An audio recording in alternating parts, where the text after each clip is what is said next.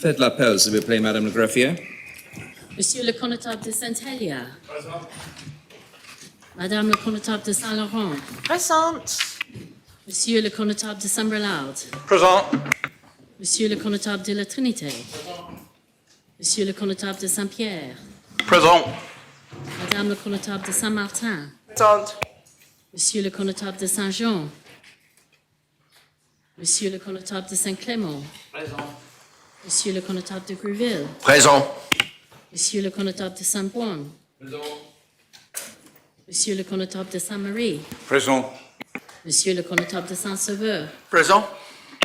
Monsieur le député Southern. Madame le député Labbé. Présente. Monsieur le député Tadier. Présent. Monsieur le député Luce. Madame le député Dublé. Monsieur le député Morel. Présent. Madame le député Lehegara. Monsieur le député Ayer. Présent. Monsieur le député Ward. Présent. Madame le député Alves. Présente. Madame le député Gardner. Monsieur le député Ghost. Présent. Monsieur le député Farnham. Présent. Madame le député Moore. Présente. Monsieur le député Mezek. Présent. Monsieur le député Joseph. Présent. Monsieur le député Balash. Présent. Monsieur le député Coles. Présent. Madame le député Poré. Présente. Monsieur le député Présent. Ward. Présent. Madame le député Miles. Présente. Madame le député Scott. Présente. Monsieur le député Renouf. Présent. Madame le député Curtis. Madame le député Feltham. Présente. Madame le député Binet. Présente. Madame le député Jeune. Présente. Madame le député Miller. Présente. Madame le député Howell. Présente. Monsieur le député Binet. Monsieur le député Ferry. Présent. Madame le député Kovac. Présente. Monsieur le député Curtis. Madame le député Ward. Présente. Madame le député Wilson. Présente. Madame le député Stevenson. Présente. Monsieur le député Andrews. Madame le greffier. Sorry.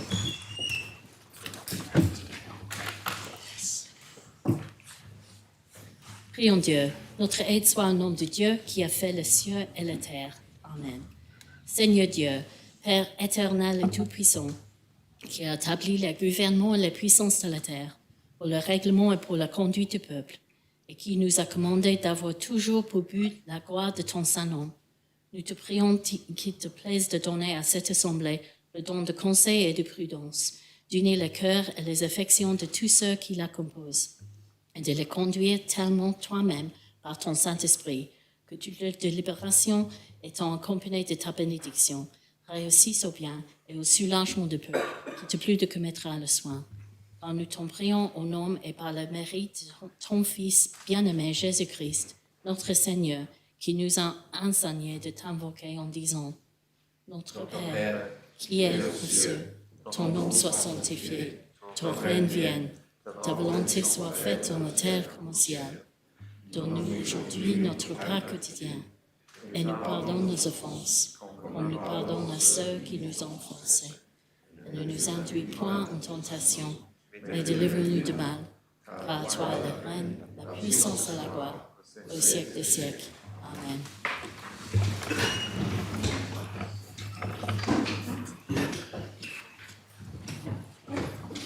Monsieur le connétable de Saint-Jean. Ma'am, the Constable of St John is attending a family funeral and will be in as soon as he can. Do you wish him to be marked excusé in the circumstances? Members content to mark the connétable? Yes. Monsieur le député Southern. Monsieur le député Luce. Sir, Deputy Luce is attending a medical appointment first thing this morning, but we're with us shortly. Could he mark excusé, please? Members content to mark the deputy excusé? Excusé. Madame la députée Dublé. Présente. Madame la députée Lehegara. Defo.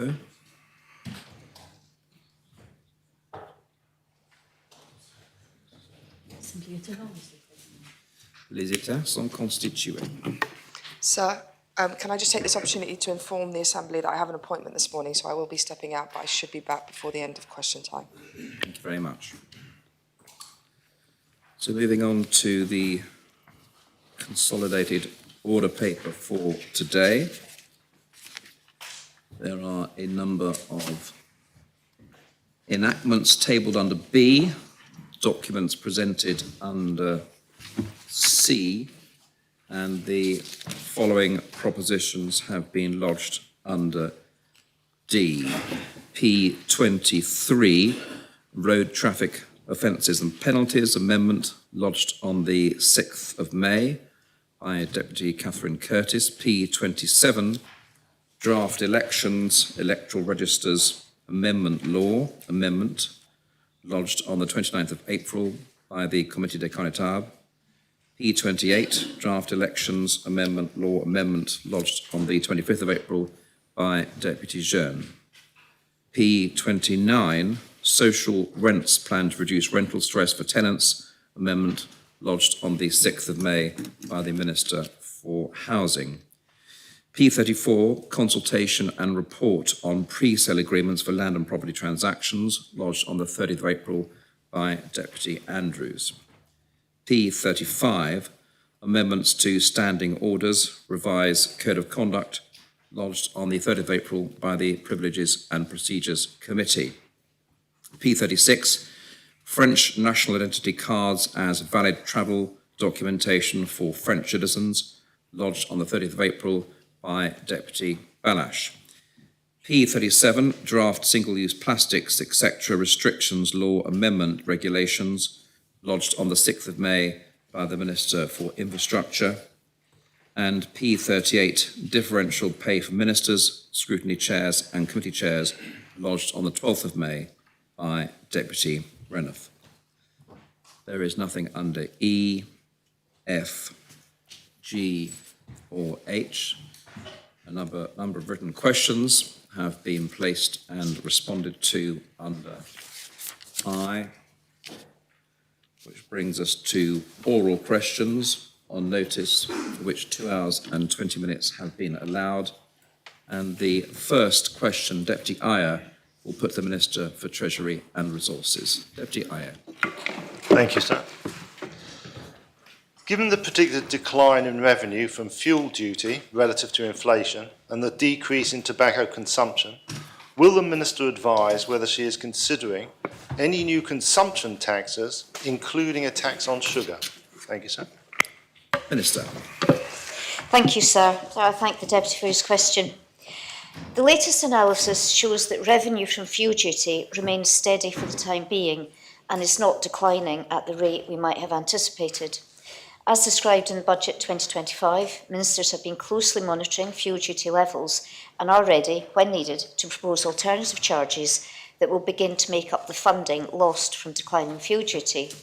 Such alternatives are more likely to be paid by motorists rather than by consumers of other products, and particularly those with a sweet tooth. Alternatives could include a form of vehicle ownership charge or a road user charge, but it is too early to comment on whether and when these proposals will be brought forward, but it appears unlikely with this Council of Ministers' term of office. So thank you. Supplementary. Thank you, sir. The UK has a tax on sugary drinks, the Soft Drinks Industry Levy, SDIL, which led to manufacturers adjusting their recipes to reduce the sugar content. This levy equates to 24 pence per litre for drinks with 8 grams or more of sugar per 100 millilitres. Will the Minister adopt the same levy in Jersey, since it has been widely accepted in the UK since April of 2018? Thank you, sir. Minister. Thank you, sir. A sugar tax or soft drinks levy is not currently under proposal. The primary driver for the UK sugar tax is to change behaviour and reduce childhood obesity through a reduction in sugar consumption. The revenues raised by the levy are negligible in proportion to the UK's overall tax take.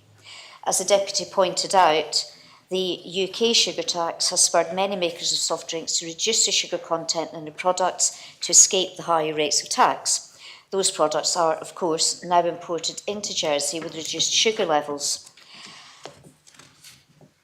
It's not clear how a sugar tax would be implemented in Jersey. There would certainly be difficulties for customs in administering in-scope beverages at the border. Crucially, sir, the tax does not generate a huge amount of revenue, and even more particularly, the UK sugar tax appears to have had very little impact on obesity levels in the UK. Thank you, sir. Deputy Chair. Thank you, sir. Will the Minister confirm whether she will maintain the commitment made by this current Council of Ministers to seek to resume above RPI increases in fuel duty from 2026? Minister. Sir, that's a matter that will be considered when Council of Ministers formulate the budget for 26, and those discussions have not yet begun. Thank you. Supplementary. If the government chooses not to reintroduce this increase in fuel duty from 2026, what alternative measures will be considered to fund Jersey's carbon neutral roadmap and the carbon emergency fund that is funded through RPI increases in fuel duty? Minister. Sir, as I say, no decision has been made, so I can't really comment on hypotheticals of what might be, but I have met with the Minister of Environment recently, and we will be discussing in the coming months the future funding for the carbon neutral roadmap. Thank you. Deputy Gardner. Thank you, sir. Jersey obesity rate with adults, overweight rate with for adult populations above 50%. With children, we are looking into 30%. It's really high overweight. And would the minister look into other jurisdictions and other options to introduce tax on sweetened beverage? Minister. As I've just said, that's not on policy at the moment. I think the sugar tax, as we call it, has not had a significant impact in the UK. I believe in Norway, for example, they have very, very high sugar taxes, and that has reduced the element of on chocolate and sweets and all sorts. But I think that's quite it won't raise significant revenue, I don't believe. And in terms of policy, I don't think taxing goods is necessarily the best way to change behaviour. I think there are other ways of supporting. Increasing the cost of unhealthy foods may have severely unintended consequences for the families who rely on those foods. It's a very big subject. I absolutely agree with the Deputy's concerns, but I'm not totally convinced that the tax system is a place to deal with childhood obesity or adult obesity for that matter. Thank you, sir. Supplementary. Yeah, absolutely. I do believe that to start somewhere, we need to change the behavior, and we could see sometime payments changing behavior. Would the minister look into our neighbours' results? Because France introduced tax of all sweetened beverage since 2012, and it's 12 years, and probably we would see if it's working or does not work in France. Minister. Sir, as I say, we have results from the UK. The UK's tax, so I can't remember when it came in, but it hasn't had a significant impact on obesity. Excess weight and obesity in the UK have continued to increase. There is more to it. I know the UK are considering now extending the tax to milk-based drinks. So, for example, milkshakes. I imagine that would not go down particularly well in Jersey with our dairy industry. There are lots and lots of things you can do to try to reduce sugar consumption. I think there are parts of South America, rather than using the traffic light system, they put a big black sticker on everything saying this is high in sugar, fat and whatever else, it's unhealthy. It's a huge question, and I'm just not sure, as I say, that the tax system is a place to address it. Thank you. Deputy Renouf. Thank you, sir. The Health Minister has spoken frequently about the need to address public health through preventative measures. Does the Minister not accept that, as the Health Minister is asking for money for this, that this is at least one way that some of the money could be raised to help tackle some of those issues that he has raised? Minister. Yes, I do accept that, but I think in principle, but the UK experience has been that it has not been effective. The sugar tax in the UK raises total revenue between 21 and 22 was 330 million. Now that's a population, I don't know what the UK population is, but I think it's about 60 or 70 million. We're a population of 100,000. The amount of money that I would guess would be raised on taxing bars of chocolate or cans of fizzy drink would not come close to meeting any of our health challenges. While we could do it, I think we are already also in a position where, with soft drinks, we are already seeing products being introduced, being imported, which already are responding to the UK levy and which have reduced sugar, so they would already pay less tax. I think there would be a huge amount of work. I think it would be very controversial in some areas. I think for a small population, the work and the effort and the financial outcome would simply not balance, would not outweigh the benefits. Personally, I think we should be doing whatever we can to reduce obesity, but I don't think taxing sugar is the answer. There are many other things, ultra-processed food, hamburgers, chips, there are lots of things that contribute it to weight, and to limit it solely to sugar is difficult. It is a huge subject, and we need to do something that works for Jersey. And I am open, but I'm not. It's not a policy. It's not on my policy agenda at the moment. I don't think it would be an effective thing to do. But I think there are other things we could do that would be more effective. Thank you, sir. Supplementary?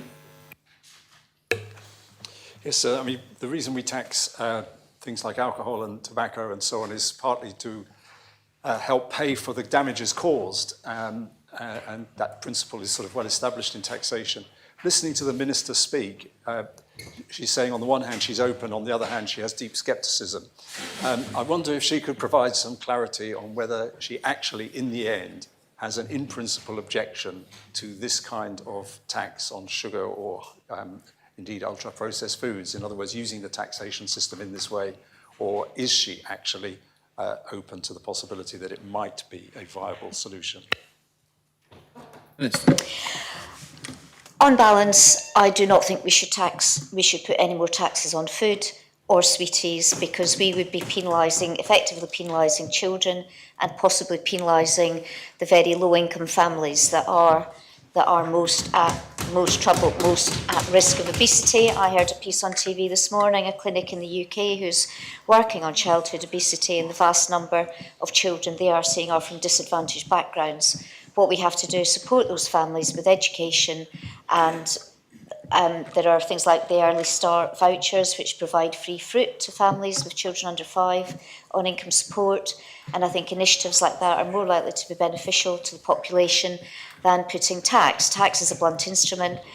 So on balance, as I said earlier, the amount of work, the implications in terms of cost, I think are disproportionate and will not help either the tax take or the reduction of obesity. So no, I do not support tax on sugar or ultra-processed food. I have now formulated my thinking during the process of this discussion. Thank you.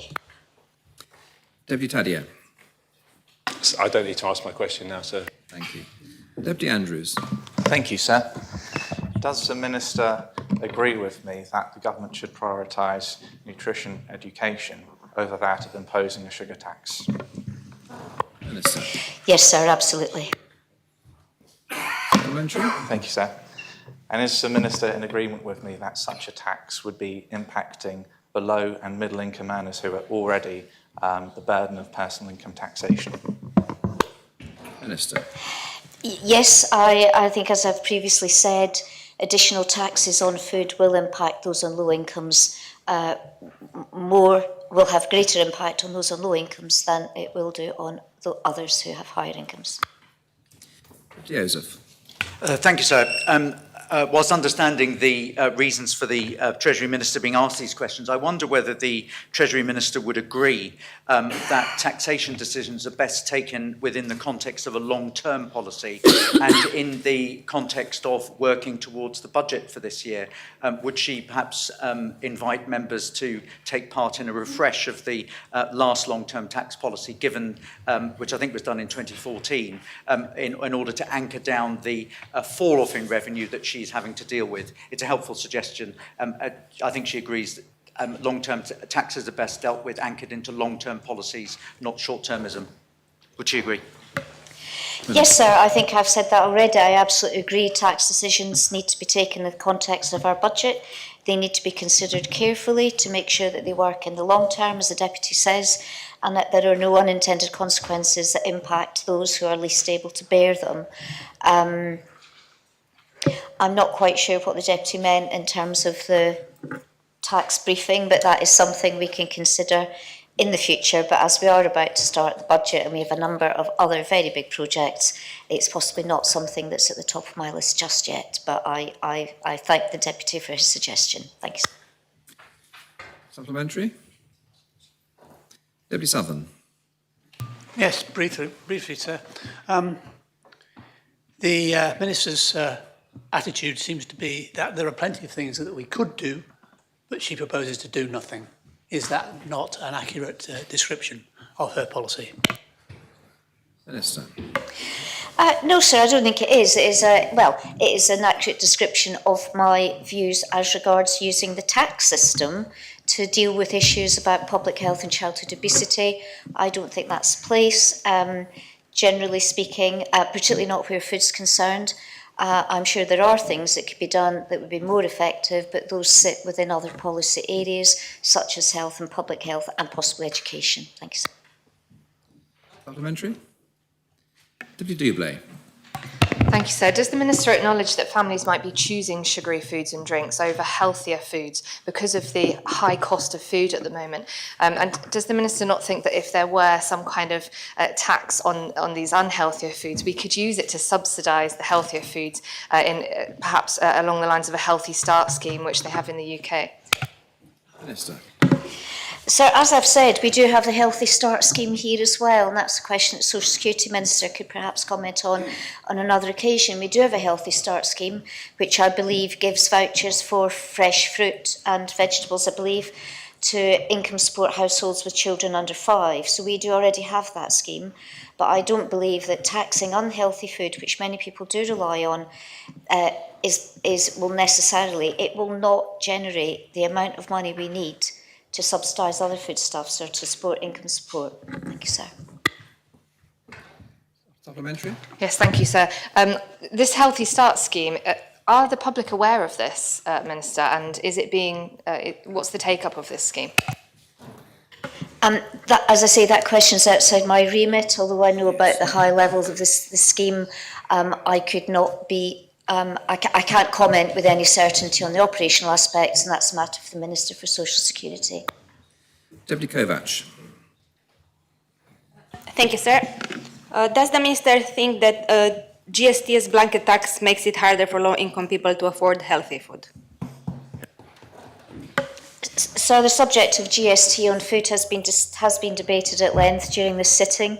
GST relies on being low, applying to everything. The more complexity, reducing GST may actually have the unintended consequence of reducing costs, so I don't propose to do anything with GST on food. Thank you. Supplementary? Final supplementary, Deputy Ayer. Thank you, sir. The Minister has mentioned clearly that sugar tax is not on her policy agenda. Can the Minister report of any progress on taxing vaping products as a form of consumption tax? Thank you, sir. Yes, sir, I can, and I'm sorry, I should have mentioned that earlier. We are continuing with work on a vaping tax, and it will be coming forward in the budget for 2026. I am not quite sure. I think I can't quite remember the start date. We have an issue. We just have some systems issues in customs about what the actual start date will be, but I anticipate a form of vaping tax being in place next year. Thank you, Minister. Question 2, Deputy Sutherland will put to the Minister for Health and Social Services. Deputy Sutherland. Thank you, sir. Will the Minister advise whether the current policy for travel to the UK for medical treatment remains the patient travel and related cost policy revised in October 2020, and whether it was reviewed 3 years from approval in October 23 as stipulated? Minister. Sir, the Deputy's assumption is quite correct. The policy currently in use is the one that was revised in 2020. The policy was not reviewed in 2023, but I'm pleased to say that it's now under review, and I expect an updated policy to be in place later this year.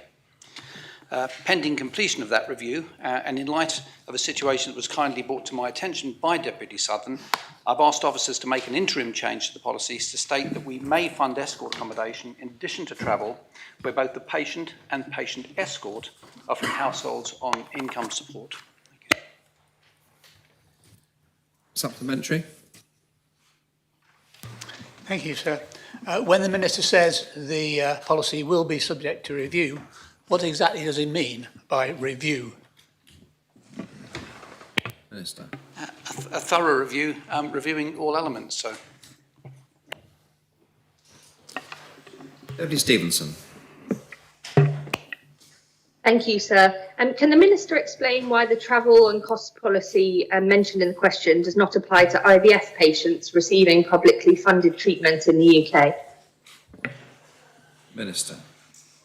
because the free treatment of IVF came into play sometime after the review in 2023, sir, and having had that brought to my attention, I'm happy to look at that as part of the review, whilst not committing to anything at this point, sir. Supplementary, Deputy Stevenson? No, sir, but thank you to the Minister for his answer.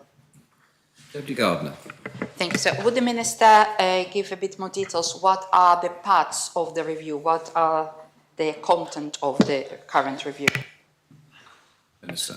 I'm not able to do that at this stage, sir. I'm not sort of at this stage had a close look at it. When some of the recommendations come through, then I'll start to take a closer look. But at this stage, I've not been heavily involved in the review so far, sir. Supplementary. Can the Minister commit that the decision of the States Assembly will be implemented as Assembly decided? Minister. Could the Deputy be more specific about that which I'm supposed to commit to, sir, because I'm a bit confused? Yes, can you clarify what decision It was a States to? Assembly decision to pay, to support, to pay for the partner or accompanied person to the treatment. So it was very clear State Assembly decision then to change the policy for companion traveller. Minister. I'm not entirely sure precisely which section that refers to. So we do have payment in the policy as it is to pay for additional travellers under certain circumstances. So I wasn't aware that, that there's an Assembly decision that hasn't been yet implemented. But if that is the case, then I'll certainly look at it, sir. Colin Harbison Clement. Sorry, sir, my line was on accidentally. Deputy Taddeo. Thanks, sir. The Minister said that there will be a thorough review of the travel policy. Could he tell us what the guiding principles of that review will be? So, for example, what's the kind of policy considerations that he would want to make sure are included in that? Minister. One of the things that we'll have to we'll have to take into consideration is the pressure on our budget at the moment. So when we say we're reviewing it, it won't be that all elements of it will necessarily be more generous than they are at the moment. We may have to make special provisions for people on low income, but it could be that certain areas of it are tightened up simply because of the budgetary pressures that we're under at the moment, sir. Supplementary. But trying to look at it, I suppose, from a patient and user point of view, are there any guiding principles to say that, for example, everybody should be able to be accompanied and that the partners that travel with them should have only travel paid, or that they should also have, we should aspire to pay for their accommodation? What's the provision that the Minister would like to and thinks that is appropriate for government to assist with? Minister. The aspiration has to be as broad-ranging as we can possibly manage, but I make no bones about it, and I've said it probably a dozen times before in the Assembly, sir. There's a huge amount of pressure on the health budget, not because of inefficiency, but because of the amount of treatments that come out every year that we're obliged to offer people. So it's a very, very difficult decision-making process. We'll do our best with it, but at this stage of the game, as I say, I can't make any guarantees, and I certainly don't expect it to be generally more generous than it is at the moment, sir. Final supplementary, Deputy Southern. Thank you, sir.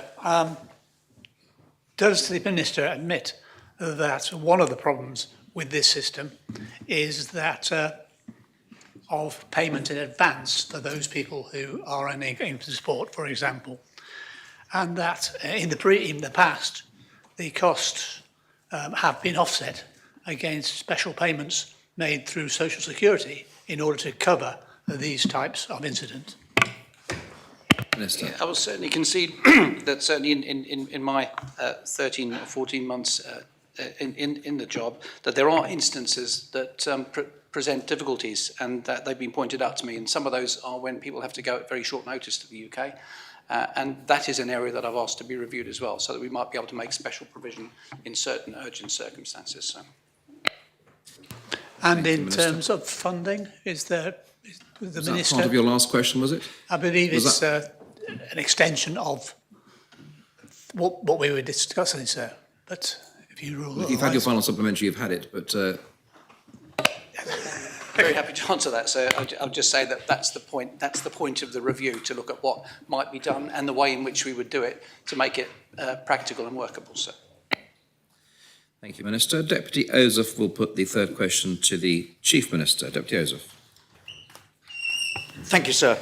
Considering the importance of the Locolit fuel farm to Jersey's energy security, and given the safety concerns which have been raised in recent years, will the Chief Minister, in the context of the fuel farm lease renewal or otherwise, whether the government has developed a comprehensive plan to ensure the optimal safety and the operational integrity of this critical infrastructure for the long term? If not, why not?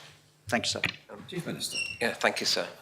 A long-term comprehensive strategy, sir, being pushed along, of course, by the recent state's decision. It's being developed, which will identify the longer-term options which may lead to fuel storage arrangements changing, and may result in some of the fuel storage areas at Locolit Fuel Farm being reconfigured in future. Yes, turning to safety, there are comprehensive requirements in place under the Petroleum Jersey Law 1984 to ensure adherence to the very latest safety requirements relating to fuel storage. The legislation includes a requirement for the operator, currently Locolit Fuel Terminal Limited, to comply with a petroleum storage licence and operate in order to operate the fuel farm.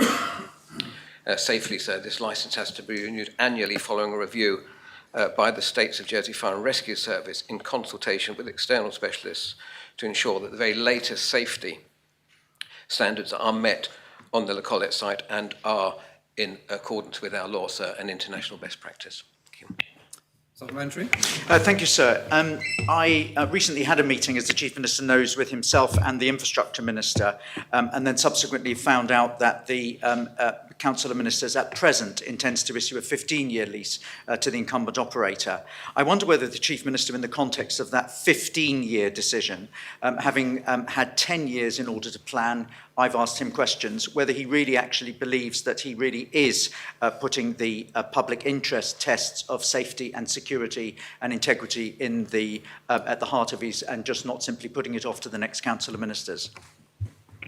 Chief Minister. Thank you, sir. The Council of Ministers has agreed in principle to a long lease, but I intend to discuss the matter further with the Infrastructure Minister, and perhaps, I think, in light of concerns or pending the outcomes of the commercial, the fuel energy strategy that we're working on, it might be wise for Council of Ministers to consider the length of the lease, whether 15 years if appropriate, or perhaps we could put in some clauses, some break clauses, perhaps pending the outcome of our energy strategy. So, of course, technology and fuel is changing all the time, and we want to make sure we're in a position to be reactive, sir. So, before any lease is issued, sir, I intend to take it back to the Council of Ministers for further discussion. Deputy Coles. Thank you, sir. In the Chief Minister's answer, he mentioned about the petroleum law. We are seeing an evolution of fuels these days where petroleum is no longer the main ingredient, as in fuels like RD100. Is any work underway to update this law to include modern fuels? I think that's outside the question, which is about the fuel farm leafs. Can I rephrase that then to make sure whether the Chief Minister is taking into account non-petroleum based fuels for any lease within the fuel farm? Yes. I think the type of fuel supplied, sir, we supply now and into the future will be a key part as we consider the strategy, sir. And I'll write to the Deputy to provide him an update. Supplementary? Deputy Renouf. Thank you, sir. Given his answers so far, has the Chief Minister given any consideration to the idea of a short-term extension of the fuel farm lease to allow for a more detailed examination of the issues that might ensure the optimal safety and operational integrity of the fuel farm in the future, in the long term? Chief Minister. The short answer to that is yes, sir, but I need to discuss this further with the Infrastructure Minister and the Council of Ministers, sir. And I think it might be wise to consider that, if not a short-term lease, perhaps a break clause that would allow some flexibility, sir. So we are more able to respond to any information or changes in direction that the energy strategy might present, sir. So the short answer to that, yes, we're going to discuss that. Supplementary? Yes, sir. Clearly a lot's hinging on a future discussion in the Council of Ministers. Can the Chief Minister outline the timetable for when this will come back to the Council of Ministers, and is there time, given the renewal lease schedule, to actually for these discussions to happen? The current lease, sir, I believe expires at, I believe it's the end of April 2026, or January. It's early in 2026 that the lease expires. And I know the Infrastructure Minister and the team are working on putting a lease together now. So I expect that to be discussed and within the next month or two. So we need to, I think in fairness, give as much notice to the current operator as possible of our intention so they can plan. Obviously, the new lease would enable the incumbents to invest further in the facilities. So I say next 4 to 8 weeks. Deputy Jean. Thank you, sir. The Chief Minister talked a lot about safety standards, but I was wondering if he could expand if they're also within the terms of the new lease or potential new lease, environmental and resilience standards. And on top of this, then, for all three areas, what enforcement mechanisms would be in place if either safety, environment or resilience standards fall short? Chief Minister. So the company have had several conditions placed on their licence, and that can be a licence which continues to be reviewed every year, sir. I'm sorry, without the law or the necessary paperwork in front of me, I couldn't go into the detail, but I'm happy to discuss that separately with the Deputy if she would like to, sir. But I can assure, after having meetings with officials and the Fire and Rescue Service prior to dealing with this question, sir, I can reassure members that the standards required are of best international practice, compliance with our safety laws, sir, and are very high. Supplementary? Yes, sir. As their Chief Minister has raised that there are obviously some issues that have arisen and why there is this delay and potential changes to a potential new lease that Deputy Joseph has continuously raised in different questions, wondering if the Minister could confirm with the Infrastructure Minister they come to scrutiny to discuss it before any lease is finalised. No, I can't confirm that, so without discussing it with the Infrastructure Minister, but in line with the practice of the Council of Ministers, we're very happy to discuss all and every aspect of our business with scrutiny. Deputy Wilson. Thank you, sir. Would the Chief Minister agree that the lack of competitive tendering for such a vital national service raises questions about transparency and value for money? And will he commit to publishing the advice and the policy rationale that led to the government's current position on the lease renewal? Chief Minister. No, sir. I think a tender process was an option. The current Minister and Council of Ministers decided not to go along those lines at this stage, sir. We always consider how we can make optimal use of government-owned land so it serves the best interests of the islands. At present, our ministers consider that the existing fuel farm is a necessary strategic asset in order to give stability and resilience to our current fuel supply. And this is therefore considered to be the optimum current use of the site at Locollet. Also, over the last 20 years, we've seen a significant narrowing in the gap of the difference in price per litre between Jersey and other jurisdictions. And the current site is safe and secure and able to readily receive fuel imports from the adjacent fuel berth as well, sir. The size and the scope of the safety zone is also governed by the location of the neighbouring gas storage facility, and there's no plans to change that at the moment. So whilst there are other options and other routes that could be taken, current government's position is that we stay with what we've got, issue a further lease, perhaps put some conditions in that lease that would allow us to respond more quickly, subject to the development of our energy strategy. Supplementary, Deputy Wilson. Thank you, sir. Could I ask the Chief Minister if he is committed to a competitive tendering of the fuel farm? Chief Minister. I'm not sure, so I think the answer to that is no, I'm not completely committed. Or I'm not going to say to members that the government will go down that route. I would think it will come up in discussion again when we sit down and discuss whether we're going to issue a 15-year lease or a shorter lease. Deputy Ward. My question's already been asked. Thank you. Deputy Gardner. Thank you, sir. Would the Chief Minister confirm if there is a plan to involve State Assembly, state members in type of briefing or presentation to explain the decision if there are some stuff confidential that cannot be presented in the public? Chief Minister. I'm happy, sir, to ask the Infrastructure Minister to provide a briefing on the current position for States members if they're interested. I'm sure we can arrange that. Thank you. Supplementary. And does Chief Minister consider to bring renewal of the list to ratify by the Assembly? As indicated in the Public Accounts Committee report 2016, reviewing the previous renewal of the list, which was, at least according to the findings.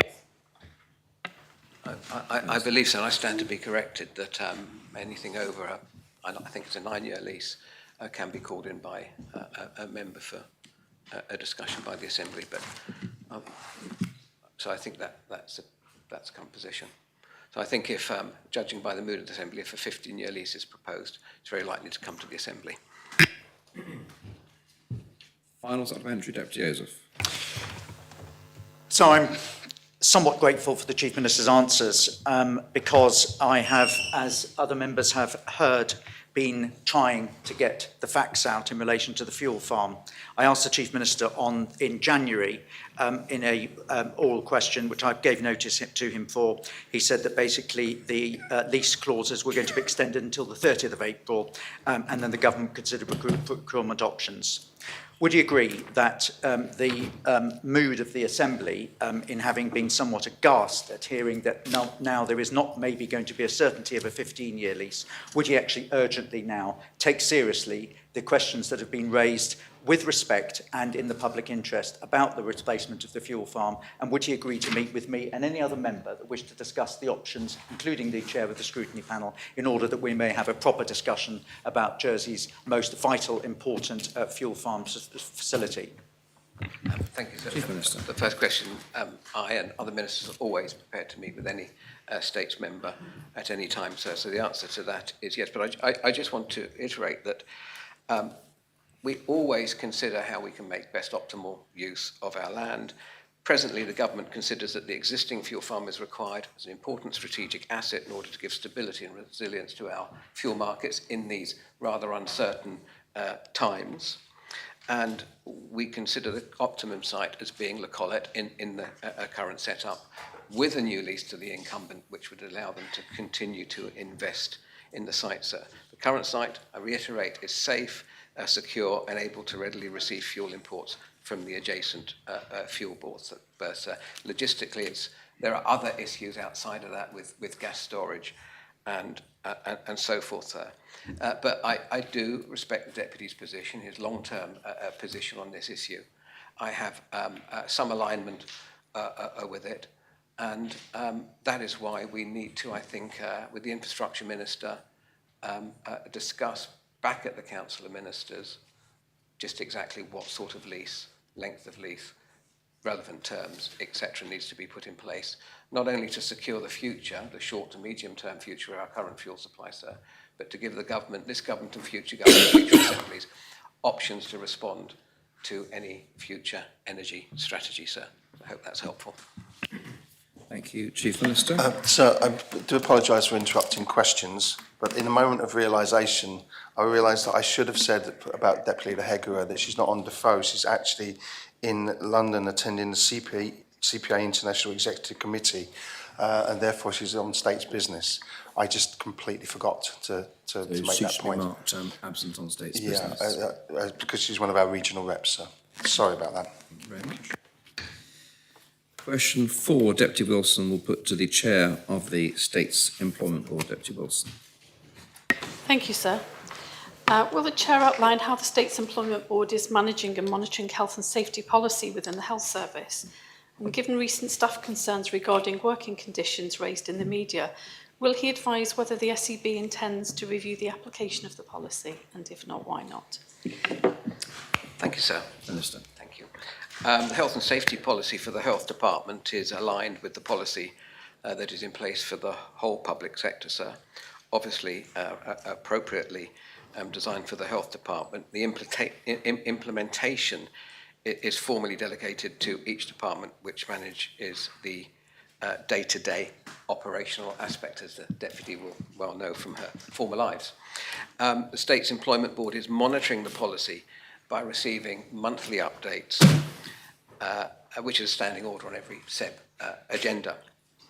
Following concerns raised in the Assembly by Deputy Catherine Curtis, the State's Employment Board have invited Chief Executive Officer of Health and Care to provide an update in person at its next meeting next week, I believe. In addition, communications have been sent to all staff regarding statutory break periods and secondary employment. A link has been sent to all health staff to make contact if they are not receiving the correct breaks, so that the situation can be remedied. At this stage, we would like to speak to the Chief Executive, do some further investigations before we decide whether a full review is necessary. Thank you. Supplementary. Thank you, sir. Thank the Chief Minister for his response. In September 22, the CAG report identified ongoing weaknesses in the management of the State's Employment Board, which oversees, as the Chief Minister said, all employees in Jersey. Specifically, the CAG highlighted issues related to health and safety at work, noting that there was still work to be done on this issue. Could the Chair explain what progress has been made in the last 12 months with regard to oversight, and how health and safety policy is applied on the ground, and if it is actually, if it has been adapted in responses to changes in workload, infrastructure or staffing? Chief Minister. Thank you, sir. The State's Employment Board work with all States Department and Health and Care Jersey has established processes in place to manage and monitor implementation of health and safety policy, and these have specifically included more recently health-specific training, audit, safety tours and walks, inspections, and operational management through the Department's Health and Safety Committee, investigation, more detailed investigation of reported incidents, analysis of outcomes from occupational health reporting, and the work undertaken by the Freedom to Speak Up Guardian, sir. Additionally, sir, staff rosters are subject to a formal monthly check and assurance governance process to ensure they are compliant with both the law and the department's most stringent patient safety rules. Deputy Catherine Curtis. Thank you, sir. After I raised this matter, Deputy Ferry wrote to me to say he was following this up with the Chief People Officer, as mentioned, and the Health Minister arranged for me to meet with the Director of Workforce for Health and Care Jersey. This was a productive meeting, so my question is, how often does the SEB meet with the Director of Workforce for Health and Care Jersey? Chief Minister. Sir, I can't answer that. I have to look at the records, sir. We'll discuss with Deputy Ferry on that, sir. But like I say, we have monthly health and safety policy updates from the relevant official, from the overall official responsible, and the Chief Officer of People Services is representative of the public sector at our meetings. When we go with meetings at officers at lower levels, sir, I'd have to speak to Deputy Ferry to confirm that, but I will certainly do. Supplementary? Just to ask if that could be followed up in writing. Yes, myself or Deputy Ferry will continue the correspondence with the Deputy. Deputy Joseph. Thank you, sir. Given the very high vacancy rate within health and social services and the strenuous attempts to bring staff in, is the Chief Minister aware of circumstances whereby finally a successful recruitment has been made, the post has been given, and then the post holder has come to Jersey and left because of concerns of health and safety policies currently being undertaken, as raised by my colleague Deputy Wilson? Chief Minister. Relevant to the question, sir? Well, I think it just about is, Okay. yes. So the answer is no, I'm not sure. I'm not aware of any staff coming in and then leaving because of the reasons the Deputy suggested. Not personally aware, sir. Thank you. Supplementary? Yeah. I asked the question, sir, really to try and get a sense of the importance to which health and safety and the whole issues of staff and the safety policies and all the rest of it are being taken by the SEB. I wonder whether the Chief Minister could say how much time he has spent as chair of SEB actually discussing some of the concerns that have been raised very publicly about health and safety. Has he spent much time at all? Any time? No time. Chief Minister. Chief Minister.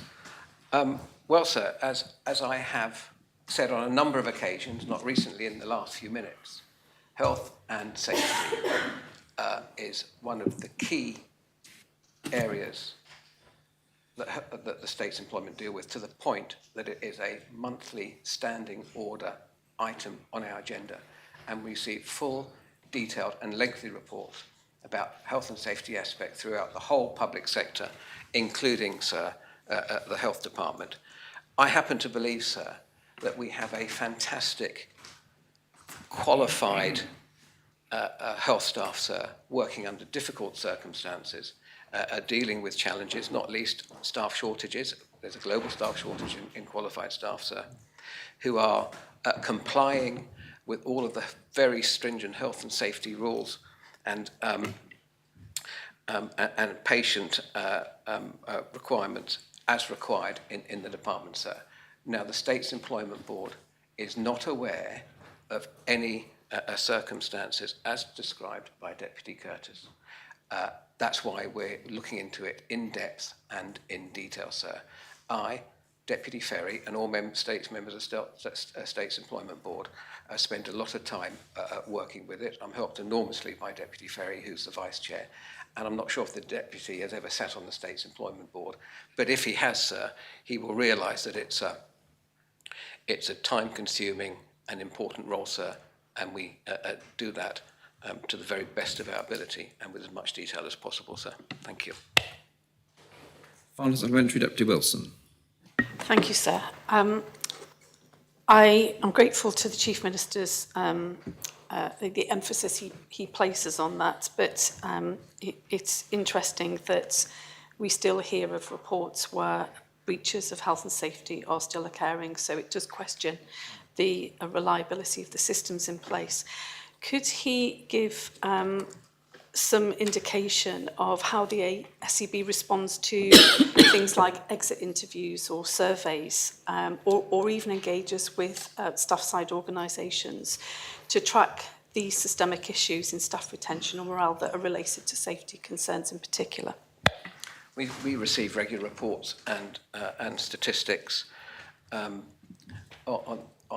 that, sir, and depending on the circumstances and the statistics that arise, the State's Employment Board will agree policy decisions on dealing with that. Recently we were quite concerned that a number of exit interviews that were actually taking place, and that's something that we're exploring because we'd like to see more leavers participating in that. Of course, we can't make a member of staff leaving participate in an exit interview, but recently we've put in place instructions to try and increase that so we can better understand why people come into the organisation and why they leave.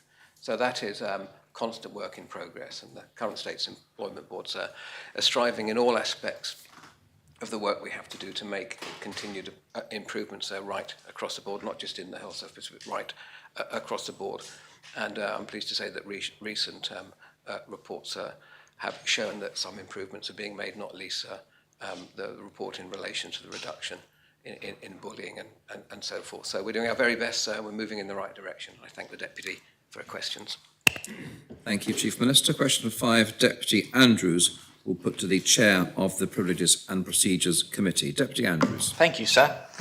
Will the Chair advise whether States members who have signed off work for any reason during the annual period within which they must confirm their declaration of interests will be reported to the Commissioner for Standards for not responding within the required time frame, and if so, why? Chair of PPC. Thank you. Thank you, sir. Standing orders require members to notify the greffier in writing of any change in or addition to his or her interests within 30 days of that change occurring. On or around 1st of June every year, apart from an election year, the greffier is required to send every member a copy of their existing interests for review. Members are then required to provide a written confirmation to the greffier within 30 days that their declaration is correct, or to make changes or additions. If an elected member fails to provide a written response without reasonable excuse, then Standing Order 153(5) states that the greffier must report the matter to the Commissioner for Standards. If members are signed off work, then that would arguably be a reasonable excuse, but they would need to have informed the greffier that that was the case. If members do not share this information with the greffier, and she subsequently receives no reply, despite making several attempts to get in touch with the member concerned, then the standing orders are unequivocal, and the matter must be referred to the Commissioner. That said, the Commissioner will then consider the matter and make contact with the member, and if satisfied that there were mitigating circumstances, the complaint will not be taken forward. I thank Deputy Andrews for this timely question, as it highlights that the greffier should be made aware of any health issues which may prevent a member from fulfilling their responsibilities, particularly in relation to their declaration of interests. Thank you, sir. Oh, thank you, sir. Yes. Would the Chair give consideration at her meeting on Monday for circumstances such as parental leave or bereavement leave, and whether that should maybe be incorporated, as well as, say, annual leave within standing orders, to maybe just look at possible ways of modernising standing orders and to also be more inclusive for family households? Thank you, sir. Yeah. I'm happy to discuss this with the committee. However, I would say that reasonable time is given to all members, and that all members should be aware that they need to do this on the 1st of June every year. And if the greffier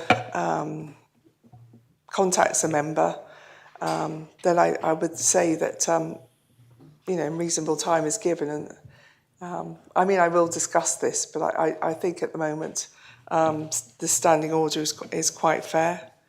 Thank you. Thank you, Chair. Question 6, Deputy Renouf will put to the Minister for Education and Lifelong Learning. Deputy Renouf. Thank you, sir. Will the Minister advise whether the funding for the island schools is expected to remain within budget for this year, and what actions, if any, he considers should be taken to ensure that funding allocated to schools is sustainable in the longer term? Minister. Thank you, sir. I thank the Deputy for his question. So the funding allocated to schools is the budget, therefore it will remain within budget for the year. In terms of the longer term sustainability, I do thank the Deputy for the question here, because it's important that we have a longer term conversation as demographics change but need increases, so that school funding is protected during that time. And of course, there will be the usual process of business cases and growth funding consideration as we go through each Council of Ministers. I would say, sir, for every minister previous to me and way beyond me, this will be an issue that they will need to actually push for in terms of protection of budget and the changing nature of schools, which I fully recognise, and there are real challenges into the future, sir. Supplementary? Yes, sir. It's been reported that in the last 5 years, expenditure and staff numbers have gone up by 30% above inflation, roughly. Does he accept these figures? And if I understand him correctly, does he think that education spending still has to rise further to correct underfunding, historic underfunding? Minister. Thank you, sir. I can't tell you off the top of my head whether that 30% on the reporting is entirely accurate. Of course, costs have gone up because numbers have increased in terms of schools, particularly in the area of special educational needs. There are many more teaching assistants, for example, that are employed and are being increasingly skilled and quite rightly being paid appropriately for those skills and providing real service in our schools. In terms of funding for education, I do believe that funding will need to increase because of the increasing need. An example is in 2017, and I do know some figures off the top of my head, there were 212 children on a record of need. And now I've just forgotten the accurate figure for the second one, but currently there are 530 or 519 or 539. I'll look it up, and I'm sure the Deputy will be fine with the ballpark figure. More than doubling of that type of need. And a record of need comes with a significant, and rightly, a significant amount of funding once that has been recognised, and a significant amount of support that is needed within schools. So those demands will push up the cost of education. But I will say here, and I'll say repeatedly, that everything we spend on education is an investment into the future of our island. Thank you, sir. Deputy Andrews. Thank you, sir. The State's Employment Board agreed pay awards above inflation for teachers, and I just want to know whether the Minister is confident that the additional expenditure that has been agreed will be within the agreed budgets for 2025 and 2026. Minister. Thank you, sir. I can reassure the Deputy that the pay increase was funded separately from school budgets, so that increase was funded. What we hear in social media isn't always true, so I just make that point. Thank you, sir. Supplementary? Yes, please, sir.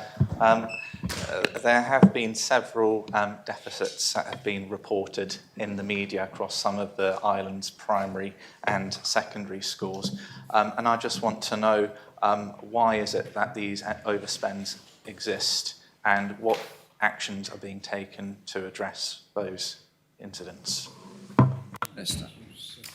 Can I just check with the Deputy whether he means previous deficits at end of year or forecast deficits, because they are two completely different things? Yes. Yes, it was what was reported in the JEP several days ago, and that was the forecast. Thank you. So, well, part of the problem was that those two things were merged together. In terms of previous deficits at schools, in terms of spend, they were, as a school is a very complex organism, sir, and has many challenges throughout the years, and we have a number of different schools. In previous years, those so-called deficits have been addressed from the overall budget by the end of the year, and they've been addressed. Forecasts are very difficult, sir, and that is one of the reasons why I think publishing forecasts is very challenging. One, it pits one school against another. And second, it doesn't really give an accurate position of where we will be at the end of the year. It is a snapshot at that time. And there can be challenges. For example, and I'll say to the Deputy, if a school has 20 young people on a record of need, they will have a completely and significantly different challenge to address in that year than others. And we have to adapt to those challenges, and we have to try and support as best we can. I think I've answered the question. Not Deputy Jan. Thank you, sir. The Minister has talked about some of the drivers of why budgets have increased, but could the Minister say how much the education budget has increased over the last 5 years? Thank you, sir. I will have to get that back to the Deputy. I'm afraid that's not a figure I've held in my head. I hope the Deputy's okay with that. I can answer that in writing if that's okay, sir. Supplementary? Yes, and I thank the Minister to get back to me in maybe a two-part for the second question. My second question is the Minister concerned about, if there is an increase, is the Minister concerned about this increase and concerned that he will not be able to find that money going forward? And if so, does he intend to review the school funding formula or the way of funding is allocated to schools, and will he consider this going forward? Minister. Thank you, sir. I think any minister sensibly would have concerns about funding into the future and would want to protect and increase their funding. I'm pretty sure any minister would stand up and say they want more funding for their department, and quite rightly. I think, though, sir, I have mentioned before that need is increasing, and therefore we have to be cognizant of that and we have to address it. In terms of the school funding formula, the school funding formula, I am sure, will change as we move forward because it is an iterative process. I will say, though, sir, that given that funding formula is published, that we've never been so transparent in the way in which schools are funded in every single different area. Now, within that funding formula, some things will increase, some will decrease, and I think the ability to respond is exactly what's needed in the funding formula. And I mention again the record of needs simply because it is on my mind, that the funding for records of needs has increased in the school funding formula in a recognition of that need. So yes, we will have challenges into the future, but also, so if I may just take a second longer on this answer, there is also a huge opportunity for us as demographics change, because there will be opportunity to maintain funding and use that funding more effectively across our school estates and not simply do the numbers game in terms of how many people are there. Thank you, sir. Gardner. Thank you, sir. What does the Minister have to say to the leader of the teaching union who said that for the government to agree to 2024 pay rise and then not to fund schools to make up for this, it's outrageous, as it were reported in the press? Minister. Thank you, sir. I simply don't think that's what happened. I believe it was funded. I think it was the right thing to do because we had teachers on strike, we had children not at school, we had a very expensive situation, the money was being wasted. Having to deal with other areas. We're still picking up the pieces for that relationship. I would say to whatever union leader that is to come and talk directly to myself, because I think that would be a much more constructive conversation rather than third party through the media. Thank you, sir. Supplementary? Can the Minister confirm when the pay rise was agreed for the teachers, did the Minister receive additional funding from the Treasurer and it was passed to the schools? Or schools needed to fund the pay rise within their budgets? Thank you, sir. Yes, sir, I believe that the funding was passed to schools. If that's not the case, and the Deputy knows something that I don't, then I would like to address that, absolutely. But yes, I believe it was passed to schools. The additional funding for the pay rise. Yeah, sorry, yes.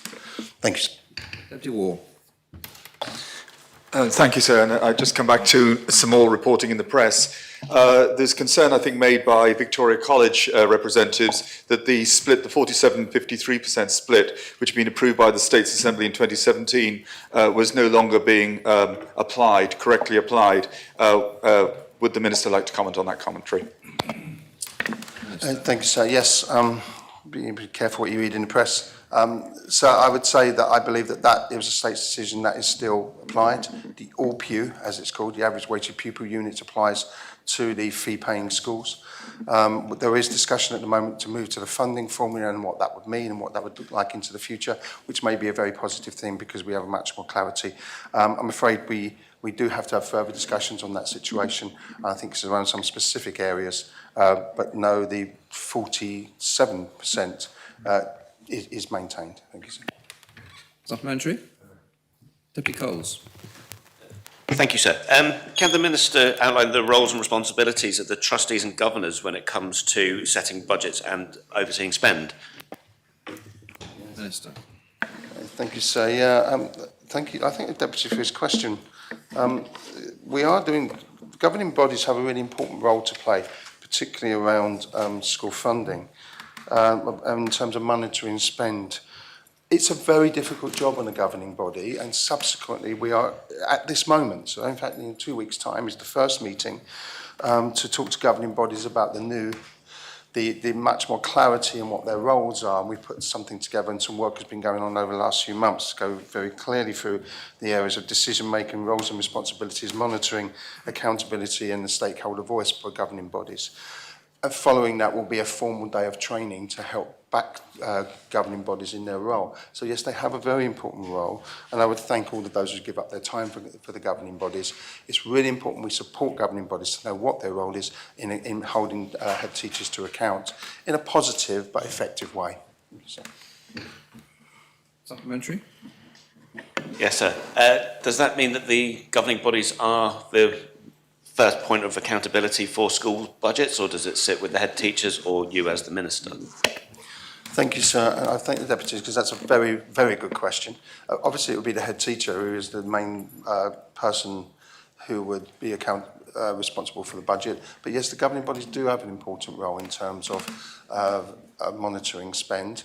However, as I've said, I think more support is needed for governing bodies to enable them to do that job as effectively as possible, and that support is actively happening at the moment. I'm very pleased to see it happening. But then ultimately, all of the budget is my responsibility. Of course it is.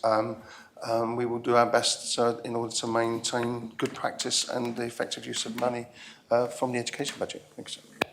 Deputy Wilson. Thank you, sir. Would the Minister agree that the pay increases have had an impact on the current financial position? And can he confirm that these are now fully funded? And if not, is this likely to lead to an increase in the overspend even more so? And if what will he do about this? Minister. Yes, I think I've already answered the question about whether they were funded. Do they have an increase? Yes, they do.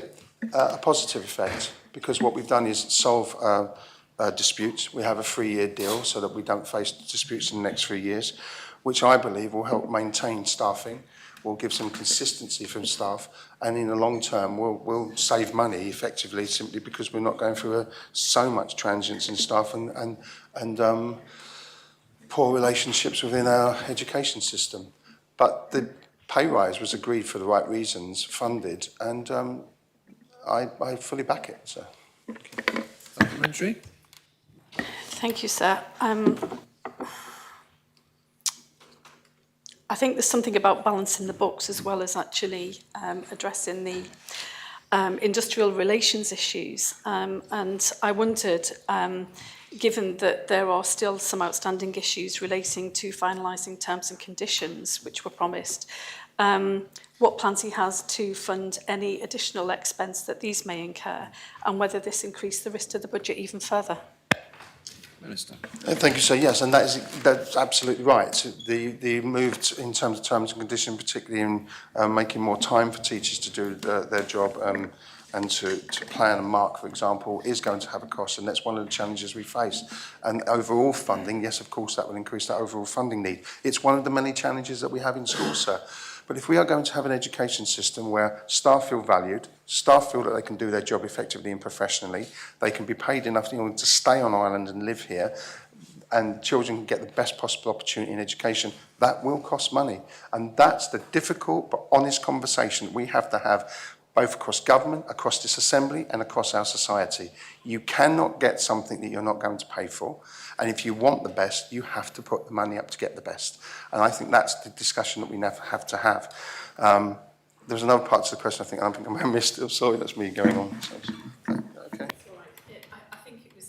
Sorry, sir, I think it was to ask the Minister whether he was of the view that additional risks would be presented through finalising the terms and conditions that were promised, and how he intends to fund those. I mean, this is not a sort of, everlasting pot of money, and it's about balancing the books. So how does he plan to balance the book? You can answer briefly, because we are a little behind this morning. Yeah, thank you, sir. I don't think the way to balance book is to cut teachers' pay, or it was tried before some years ago with NQT's pay, and the effect of that 5 or 6 years on was that we were losing staff hand and fist. It didn't work then, it won't work now. But yes, of course, we need to find, it's not massive amounts of money that we have to find, and we have to be flexible with trade unions. But as I've said with the trade unions in a very open discussion, it is the first time ever we are talking about how we are going to get PPA time increased, and not whether we will. And I think that's a really significant change in the discussion, so. Deputy Joseph. So I wanted to clarify whether or not the Minister is going to stand by his statement that the latest pay increase, all of it was funded by, fully funded. If he's not quite right in relation to that, would he come back to the Assembly? Because I think there is some uncertainty in relation to the base level estimate of funding and the future funding, which may give parents some concern. Minister. Yes, of course I would. Yes, of course I would. I think the focus on pay rises is unfortunate. I know that the Deputy was in a government that seemed to be happy to have industrial action. I'm not. Thank you, sir. So with the greatest of respect, my late civil partner was a teacher, and I have no teachers. I think it's rather not right. I would ask him to withdraw that suggestion. So the last government sent a letter to teachers about the daily dispute. I think I'm absolutely accurate. To have a free-for-all, you needn't So withdraw the remark. I would be grateful, sir, if the Minister would kindly confirm, for the avoidance of doubt, because I know that he would be concerned about it, and parents would be concerned about it, and journalists and the media are going to be all over us. I think we need to, could he kindly come back to the Assembly, perhaps before the end of the sitting, and confirm the extent to which the pay rise that was agreed by the Council of Ministers, the new one, was fully funded or not, and what impact that's going to have on schools. It would just be helpful for clarity. Yes, sir, I do believe the pay rise agreed was fully funded for schools. The funding issues that have been going through the press and filled a number of column inches are around many other areas in the complexity of schools. They've conflated a number of different issues around SEN, around costs for schools, around employment, etc., etc. But to point to the pay rise as the reason for that is simply, I believe, not the case. We've been through this a number of times now, so I think I'm going to be clear on that, sir. Any further questions? Final supplementary, Deputy Moore. Thank you, sir. Does the Minister accept that agreeing the terms and conditions for teachers are also a vital part of improving the overall package and the experience that teachers have whilst delivering their excellent experience and care to our children? Minister. Thank you, sir. Yes, I do agree with the Deputy. It's one of the most challenging things because as somebody who was teaching and a head of department, I knew how challenging it was for staff. I knew how much commitment they gave to their job, the hours put in, and the energy that was given. And that will, of course, be a challenge. There's a combination of factors with any workforce. One is the conditions in which they're working, the value that they're given, and the monetary value they're given, because they have to live on the island as well. So yes, I do. Of course they are, and we are trying to work as best we can to do the best we can with those elements. Supplementary. And when does the Minister expect to have that funded solution agreed with teachers? Minister. Thank you, sir. Obviously, money will have to go into the government plan for next year. If we can trial in some schools to see the best effective use of money before that, we will do so. but that's one of the issues that we have to face. So I think the earliest time will be from January 2026. I know that's in the middle of a school year, but I do believe that if head teachers given the opportunity to make PPA time from January, I am sure they will find a way because they know how important it is for their staff. I think we have to look as best we can, and we have to get something in place and certain before the next election, because change inevitably will come, but we need to give some certainty to the workforce before that time. Thank you, sir. Final supplementary, Deputy Breniff. So, thank you. Does the Minister accept that, as reported, school budgets for this year are under pressure? And if so, to help clarity, and he's spoken a lot about the fact that there's been confusion, to help clarity, will the Minister publish an analysis of spending in education over the last few years so that we can understand the additional costs that he's mentioned, whether the increased funding over the last few years has met those challenges, and therefore whether additional funding is really justified? Minister. Yes, thank you, sir. Yes, school budgets are under pressure. Of course they are. They have been for many years. In terms of an analysis of school funding, I think it's been in every single government plan for the last few years, so it can be found. I will say, sir, I'll give an example of the pressures that schools faced.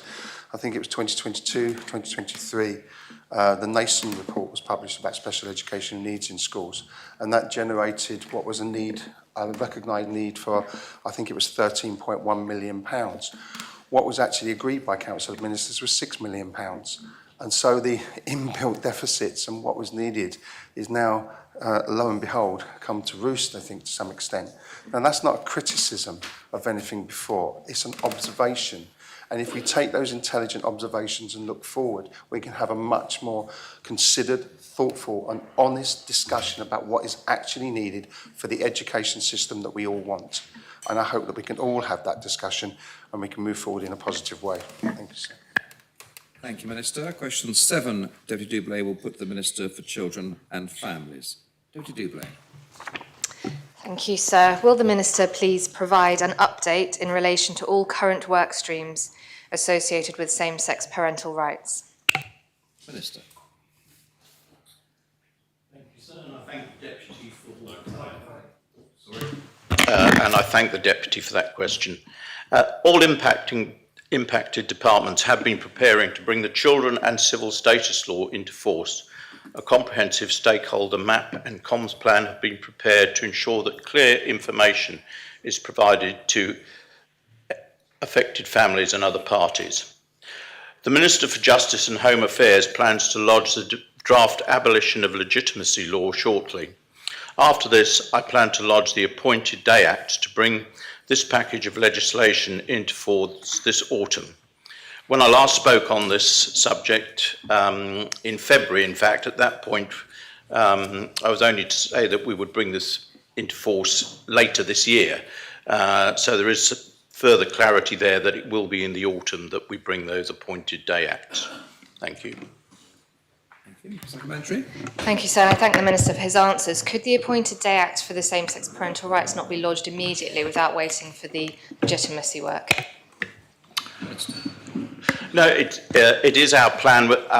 Staff have worked extremely hard to bring the Legitimacy Act forward and to bring it into force at the same time as the Children and Civil Status Law. And I think it is very important that when bringing in the Children and Civil Status Law, we are also in a position where no child in this island can be born and classed as legitimate in the future. Thank you, sir.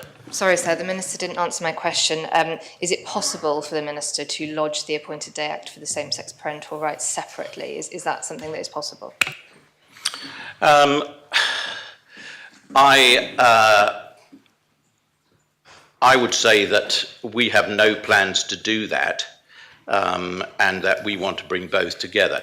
Would it be possible? It might be possible, but you were then left with the position that a child could still be born illegitimate, and I think that that is a crucial part of bringing both parts of legislation together. So technically, probably it's possible.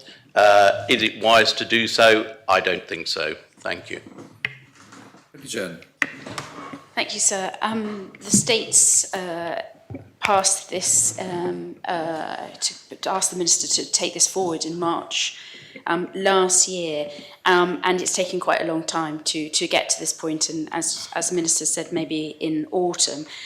What contact has the Minister had with stakeholders regarding this work stream, and who has been contacted, and what outcomes have resulted from these engagements up till now?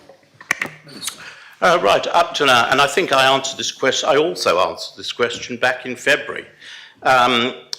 We will only make communications when there is clarity and when there are things to report.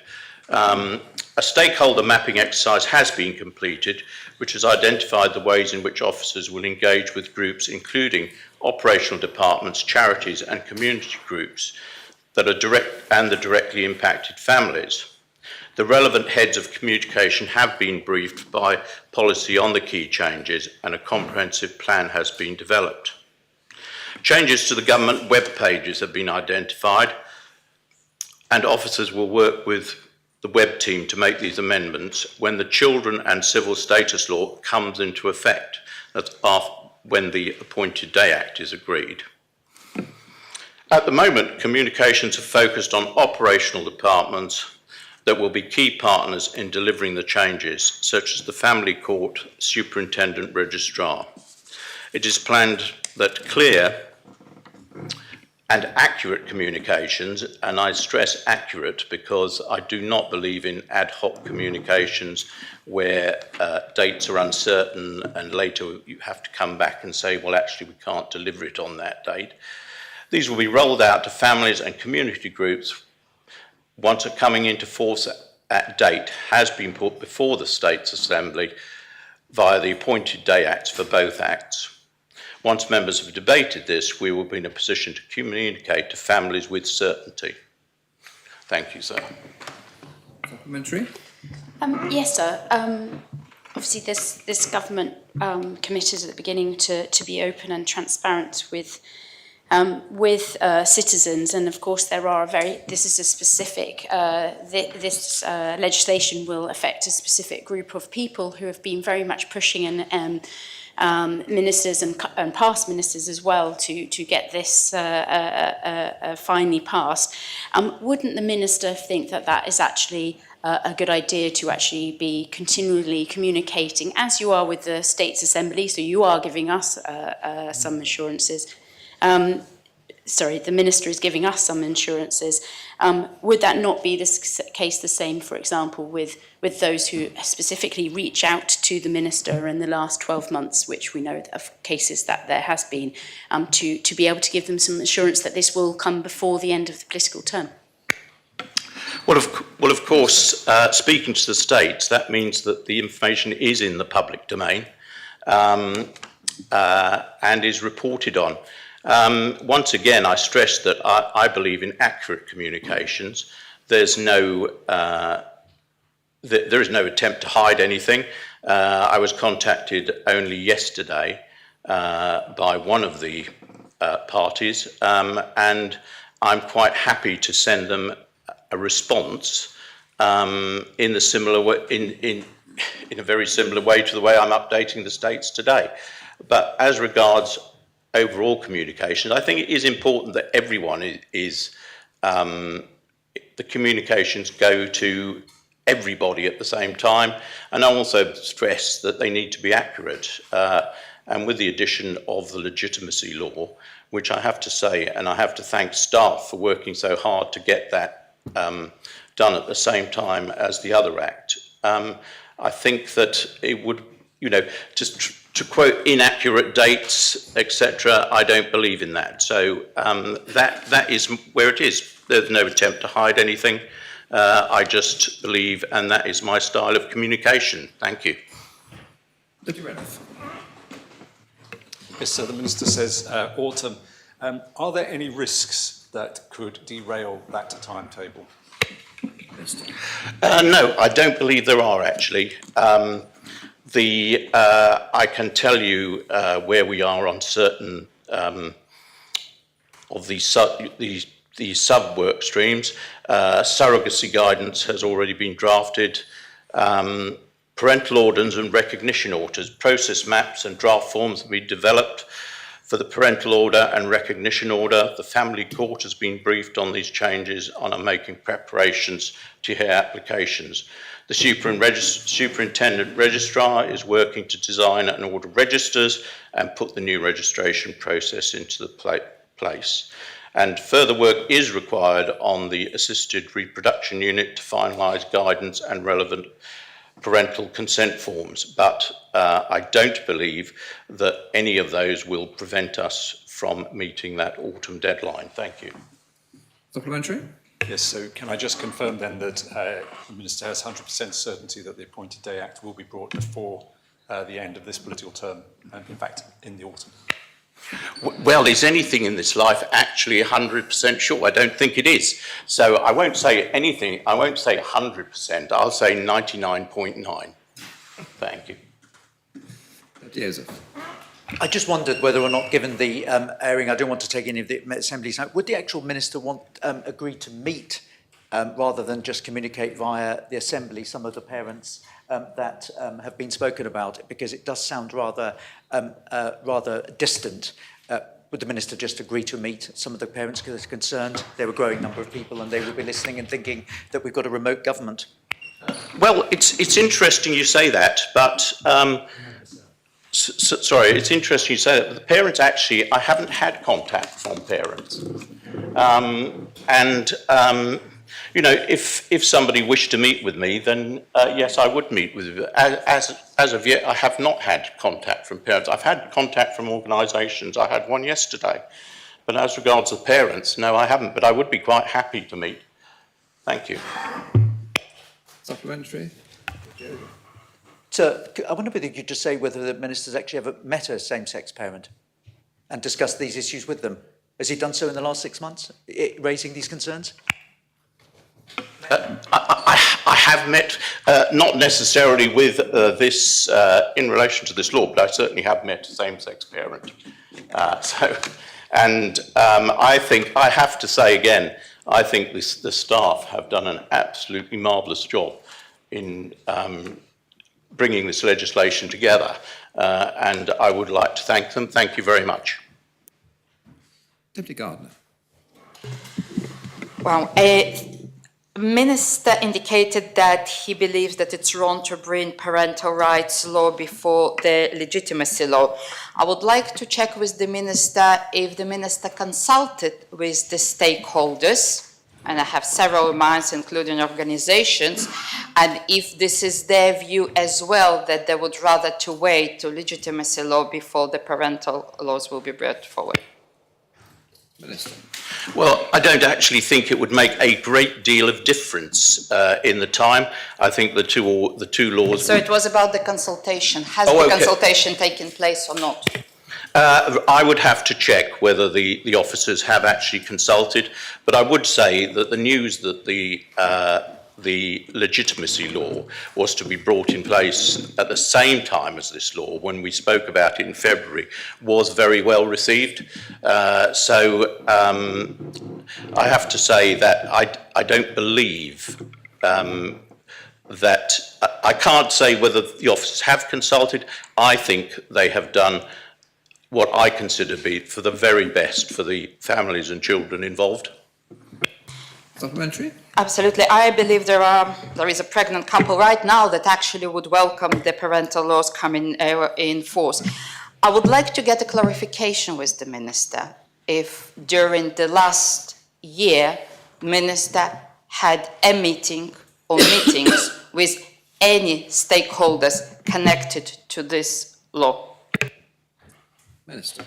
I personally, certainly the officers involved, and I would expect it to be the officers involved, certainly have met. And I said, as I said before, if somebody contacted me, I would be quite happy to meet them. But I don't necessarily meet everybody involved with every law. And I don't think any other minister does. Thank you. Deputy Miles. Thank you, sir. My questions have already been asked. Thank you. Honourable Tarbison-Brillard.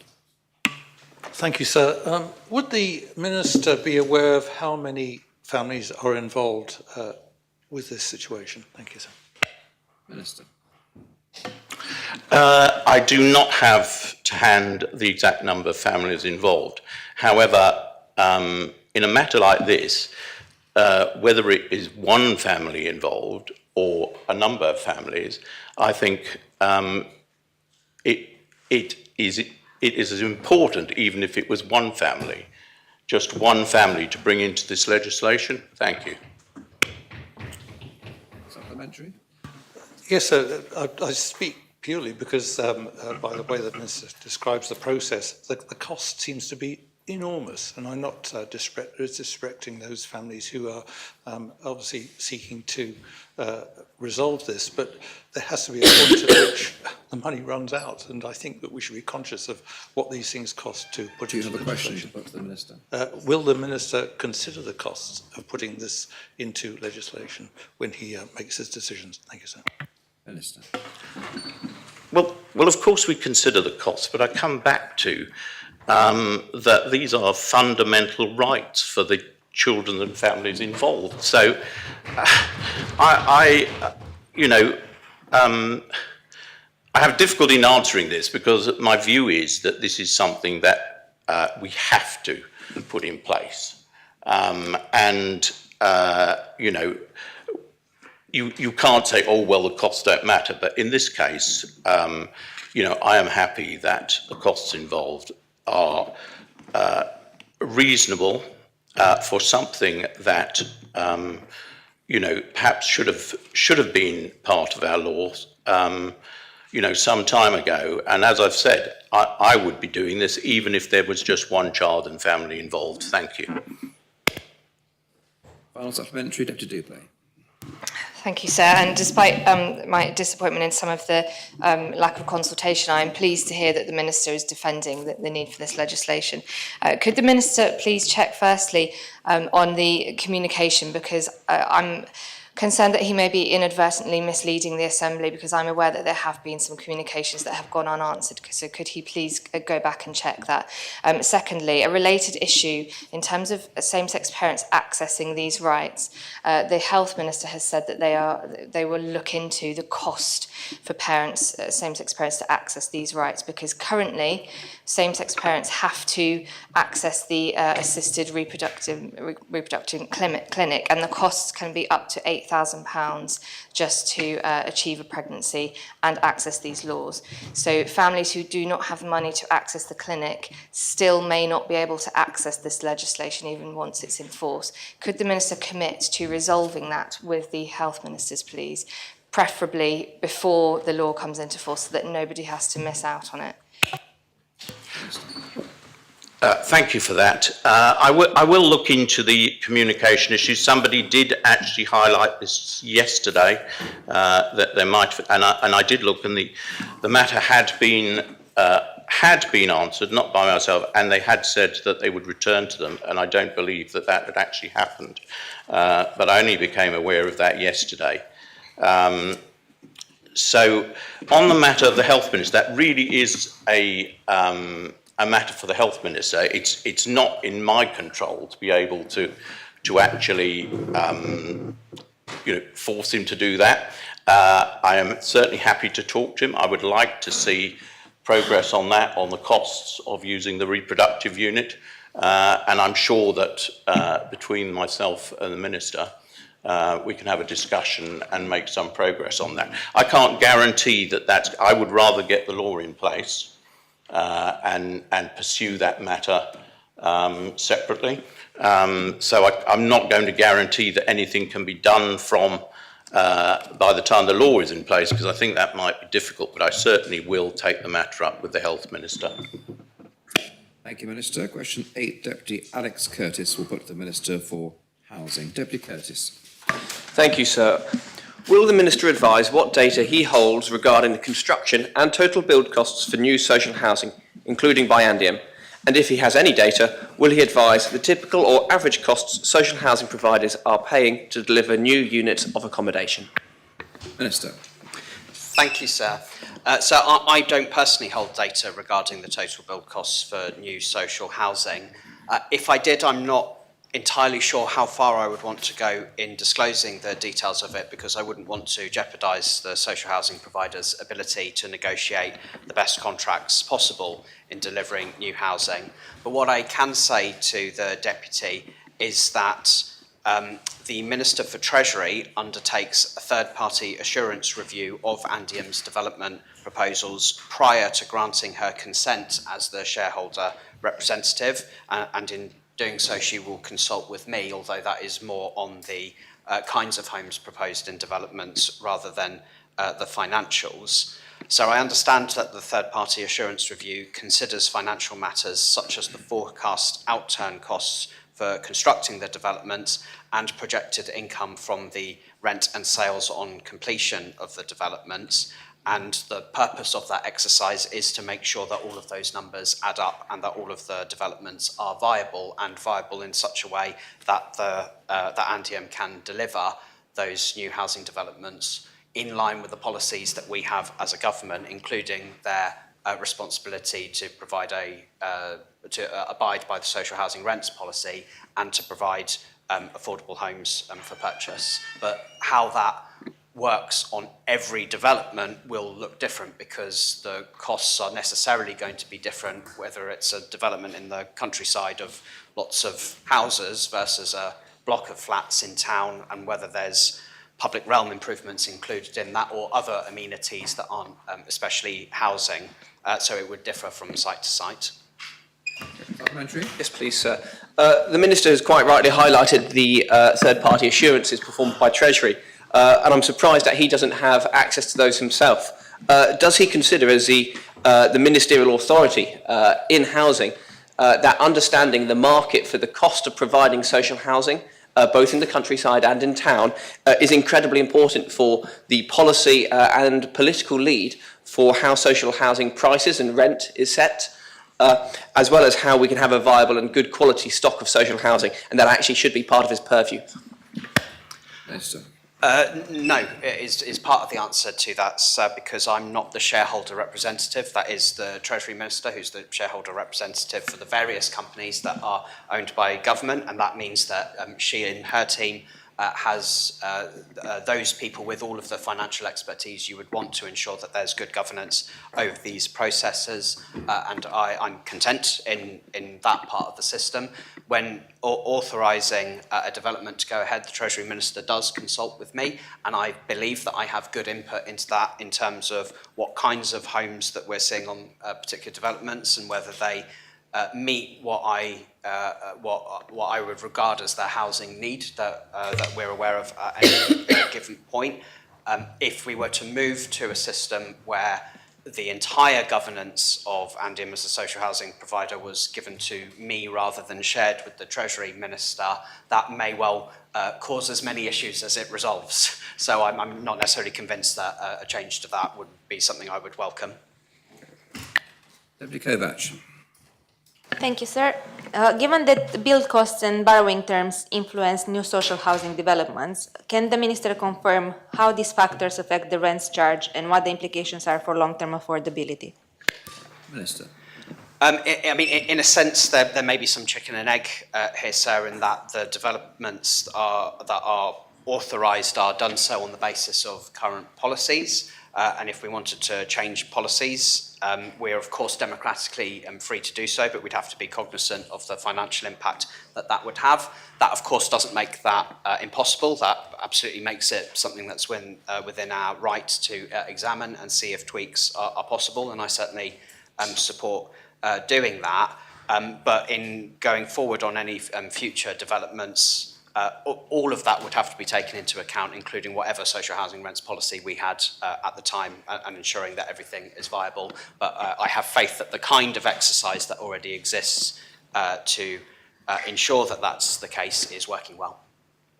Supplementary?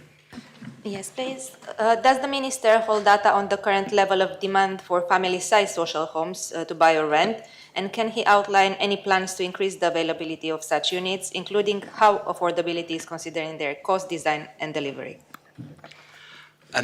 So the future provision of family-sized homes, which is absolutely what we need to be focusing on at this moment in time, because we've had years of providing for smaller homes for that kind of need, and that was right to do. But now I do believe we need to pivot to delivering family-sized homes. Much of that will be in the rezoned sites in the Bridging Island plan, and those have been calculated based on projections of need for those kinds of homes. Andium has gone to the market and has found a very good funding mechanism to help deliver on those homes, but there will still need to be assurances and approvals as they deliver on those sites to make sure that Treasury, from a shareholder perspective, and myself as housing policy perspective, are content that the sites are doing what they need to and are providing the right balance of affordable homes for sale and for social rent.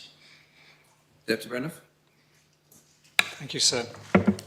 There was a recent ministerial decision, I think, regarding the Les Arches development in town, which was taken over by Andium, which would have potentially, I think, highlighted the high costs of development. And in fact, there were questions in the Assembly regarding the viability of that scheme. So does the Minister worry that the costs of construction is affecting the viability of social housing providers whose capped rents may not cover these costs in the future? No, sir, I couldn't disagree more. There is a process for appraising the viability of these projects as they go ahead. The one that the Deputy refers to at Maison Les Arches was one where Andium were proposing buying the extra properties on that site that initially weren't to be included as part of Andium's portion of it.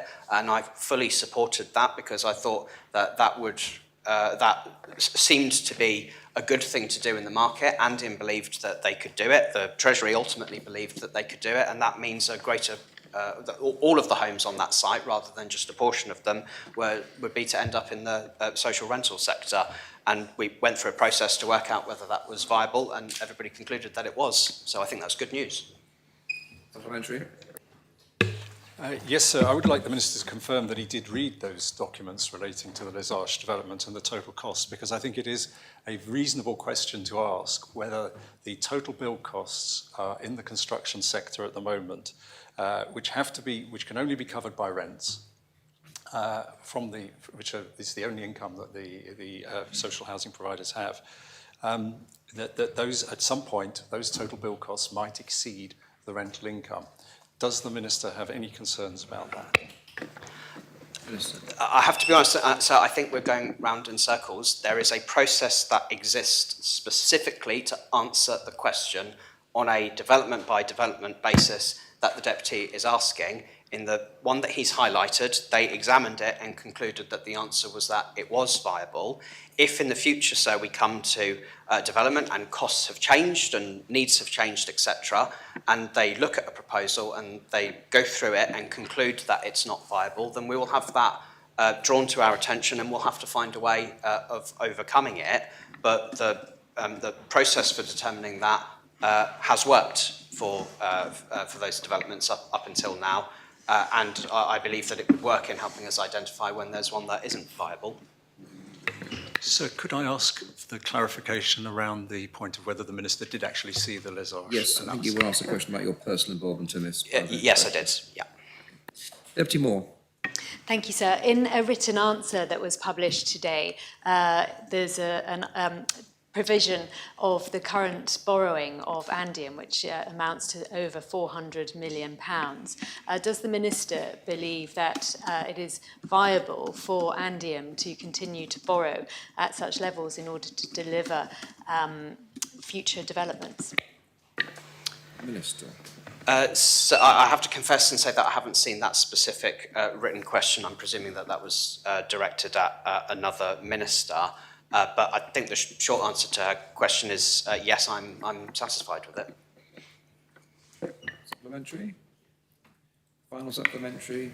Deputy Curtis. Thank you, sir. Andium is Jersey's largest housing developer and could be providing the Minister with rich data on build costs. And given the Minister considers the housing crisis a priority of his, does he not consider that understanding the relationship between build costs, rental costs and purchase costs is essential to making informed policy and legislative decisions about the housing market? And if not, why not? I'm going to reiterate what I've said throughout this questioning, that there is a process in place for working out the viability of developments when they are proposed. It's a good process, it's working, and the developments that Andium are going ahead with are viable and are working. I have to be honest, I'm not sure what the Deputy thinks isn't working in that and what I could solve if responsibility for that, if extra responsibility on that was given to me or moved away from Treasury. I really don't understand the problem that he's trying to get out that he thinks I could solve with a different system. The developments that are going ahead are viable, and that's good news. Thank you, sir. I don't believe the Minister answered my question there. My question was about the fact... my question wasn't about the viability of social housing schemes. It was about the fact that all the data that the Minister could have access to should inform his wider legislative policy, for example, about creation of housing or rent measures or any of that. And the Minister focused purely on the viability of social housing schemes, whereas I was asking for his view as to why he doesn't use construction cost data within his political policy making. Well, the question you originally asked was about the construction build costs for social housing. It was, and that's because that is the largest source of data the Minister has available to him. The question wasn't necessarily about viability of schemes. It was specifically about the fact that he should have access to, say, 1,000 properties of development data, and I interpret that I should be able to ask about how he could use that for his own portfolio, not for necessarily just those schemes. Minister? So whenever I'm considering changes to the offers and developments or social housing rules or anything connected to Andium, we make these decisions on the basis of all of the information available to us in the round. Andium has themselves lots of the data that Deputy Curtis is referring to, and so when I speak to them about potential changes, they will be the ones with access to that data that they would bring to the table for any part in that discussion. So I don't feel like I'm losing out, because all of the people who I'd need to discuss all of those potential changes with have that and are able to bring it to the table at that point anyway. So I don't feel that I'm lacking anything or potential access to any data when any opportunity comes to me to change policy. Thank you, Minister. Question 9, Deputy Jerne will put to the Minister of the Environment. Deputy Jerne. Thank you, sir. Will the Minister provide an update on the timeline for the offshore wind work stream, including a target debate date for the draft consenting legislation and anticipated timeframe for a further states debate on the strategic options and commercial leasing process? Minister. Thank you, sir. Sir, work is progressing well on the development of policy and legislation to set in place a process to lease, consent, regulate and decommission an offshore wind farm. I have instructed officers to prepare 2 documents. The first, a draft law which would establish a framework for consenting the construction, operation and decommissioning of offshore energy installations, including offshore wind. And a second document which will be a proposition that sets out my proposed approach to identifying and securing, facilitating and opening of a formal leasing process once relevant legislation and processes are in place. As I've previously said in this Assembly, it's my aim to present both these papers here to members during the autumn and debate the proposals and legislation before the end of this year. The proposal that I will bring forward will include the strategic drivers for such a project and the benefits case for the island, taking into account likely market conditions. Supplementary? Yes, sir. I'm glad to hear that the Minister's saying that he anticipates autumn to present to us the papers and debate before the end of the year. But could the Minister, of course, the Assembly has a lot of potential legislation coming forward for the end of the year. There's a lot of things happening in autumn. So could the Minister outline what he sees as the potential consequences of any significant delays to Jersey's offshore wind infrastructure programme if we're not able to debate it before the end of this term? Minister. So I've made it very clear to officers some months ago now that I wanted the debate on offshore wind to happen this year because I realise that there will always be the inevitable backlog of papers coming to this Assembly before we go into PERDA. I really do not want to have the offshore wind debate in 2026. It'll be far too close to the election. And I've made it, as I said, absolutely clear to officers that I wanted this legislation, the draft law and the proposition to come to the Assembly during this term, during this year. So I can't be clearer than that with the Deputy, sir. Deputy Sadia. So does the Minister have the full support, so unanimous support of the Council of Ministers to proceed with the scoping and preliminary work for the wind farm, including the legislation? Minister. So I believe I do have that support, in as much as I have the support, full support of the Assembly to move forward as I am currently doing. As I said, I will come back to this Assembly by the end of this year with the best option. And the best option may be that we don't proceed. We will have a look at all the different alternatives and the best option will come back here to be debated. So the decision, a decision has been taken to move forward to the next stage. But that decision, the main decision, will be taken at the end of this year as to whether we move forward further. And I think we have got these steps in the right place at the right time. If we get to the end of the year and we don't proceed, we won't have spent years of work and millions of pounds worth of money proceeding to something which would be rejected at some time in the future. But we will have done enough work to inform the Assembly that moving forward is the right thing to do. So because ultimately the decision about moving forward will depend on the fine detail of the wind farm and who benefits from it, essentially, does the Minister agree that it wouldn't necessarily be the worst thing in the world if this legislation were to come back after the next election, so that the members who are seeking re-election or new members who wish to, new candidates for this Assembly, could seek a fresh mandate and therefore a fresh decision for the wind farm from the public, including what any new wind farm would look like in reality? Minister. Sir, we have had one debate in this Assembly on the subject of an offshore wind farm, and unanimously this Assembly voted in favour of moving forward. I want to use that enthusiasm and make sure that the next decision is taken by the same government. If we decide to move forward and the next government, sometime later next year, decide that's not the decision, the way they want to move, well, they will have it within their remit to change that decision. The ultimate decision to sign up to somebody to move forward ultimately will not be taken at the end of this year, but a decision to move to the next stage where we know the costs, we know the type of development we might wish to do will have been done. But ultimately, the end of this year will be a really important decision. But it won't be a signature on a piece of paper that commits. There will be a point at some time in the future where we will have to sign, one way or the other. If we sign to move forward, we will sign, and that will commit future governments, because no developer is going to sink billions of pounds into a development knowing that the decision might be changed. So at some time that important decision will have to be taken. We're getting closer, but we're not there yet. Deputy Breniff.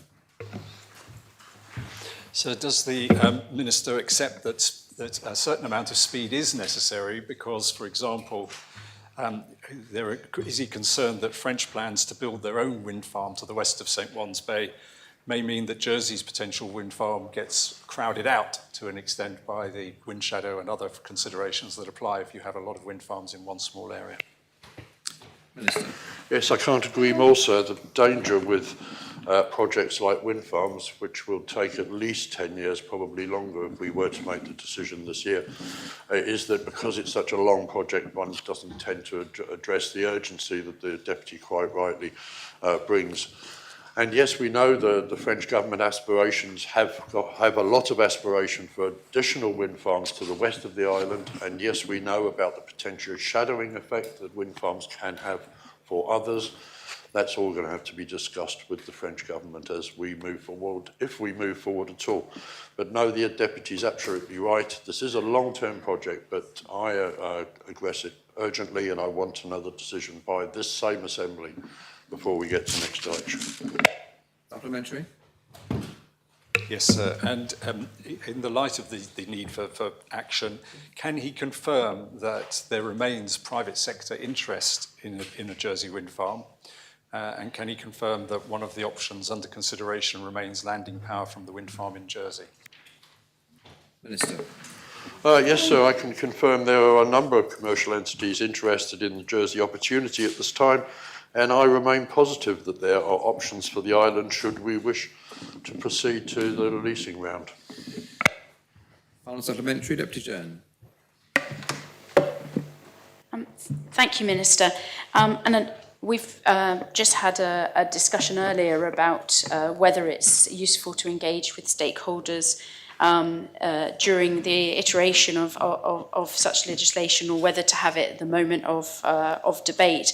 And I'm wondering if the Minister feels, like myself, that having a void in the national debate, because we're having a long time between the last debate in the States Assembly and potentially when these two proposals will be put forward by the Minister, if there needs to be more discussion around wind farm and more of a debate to help, so there's not a void and not misunderstanding being discussed around a potential wind farm from not only an infrastructure perspective, but also for an economic opportunity as well for Jersey into the future, and start to be coming part of the debate about the future economic opportunity for Jersey, and if that's he could start pushing that debate more in the next few months.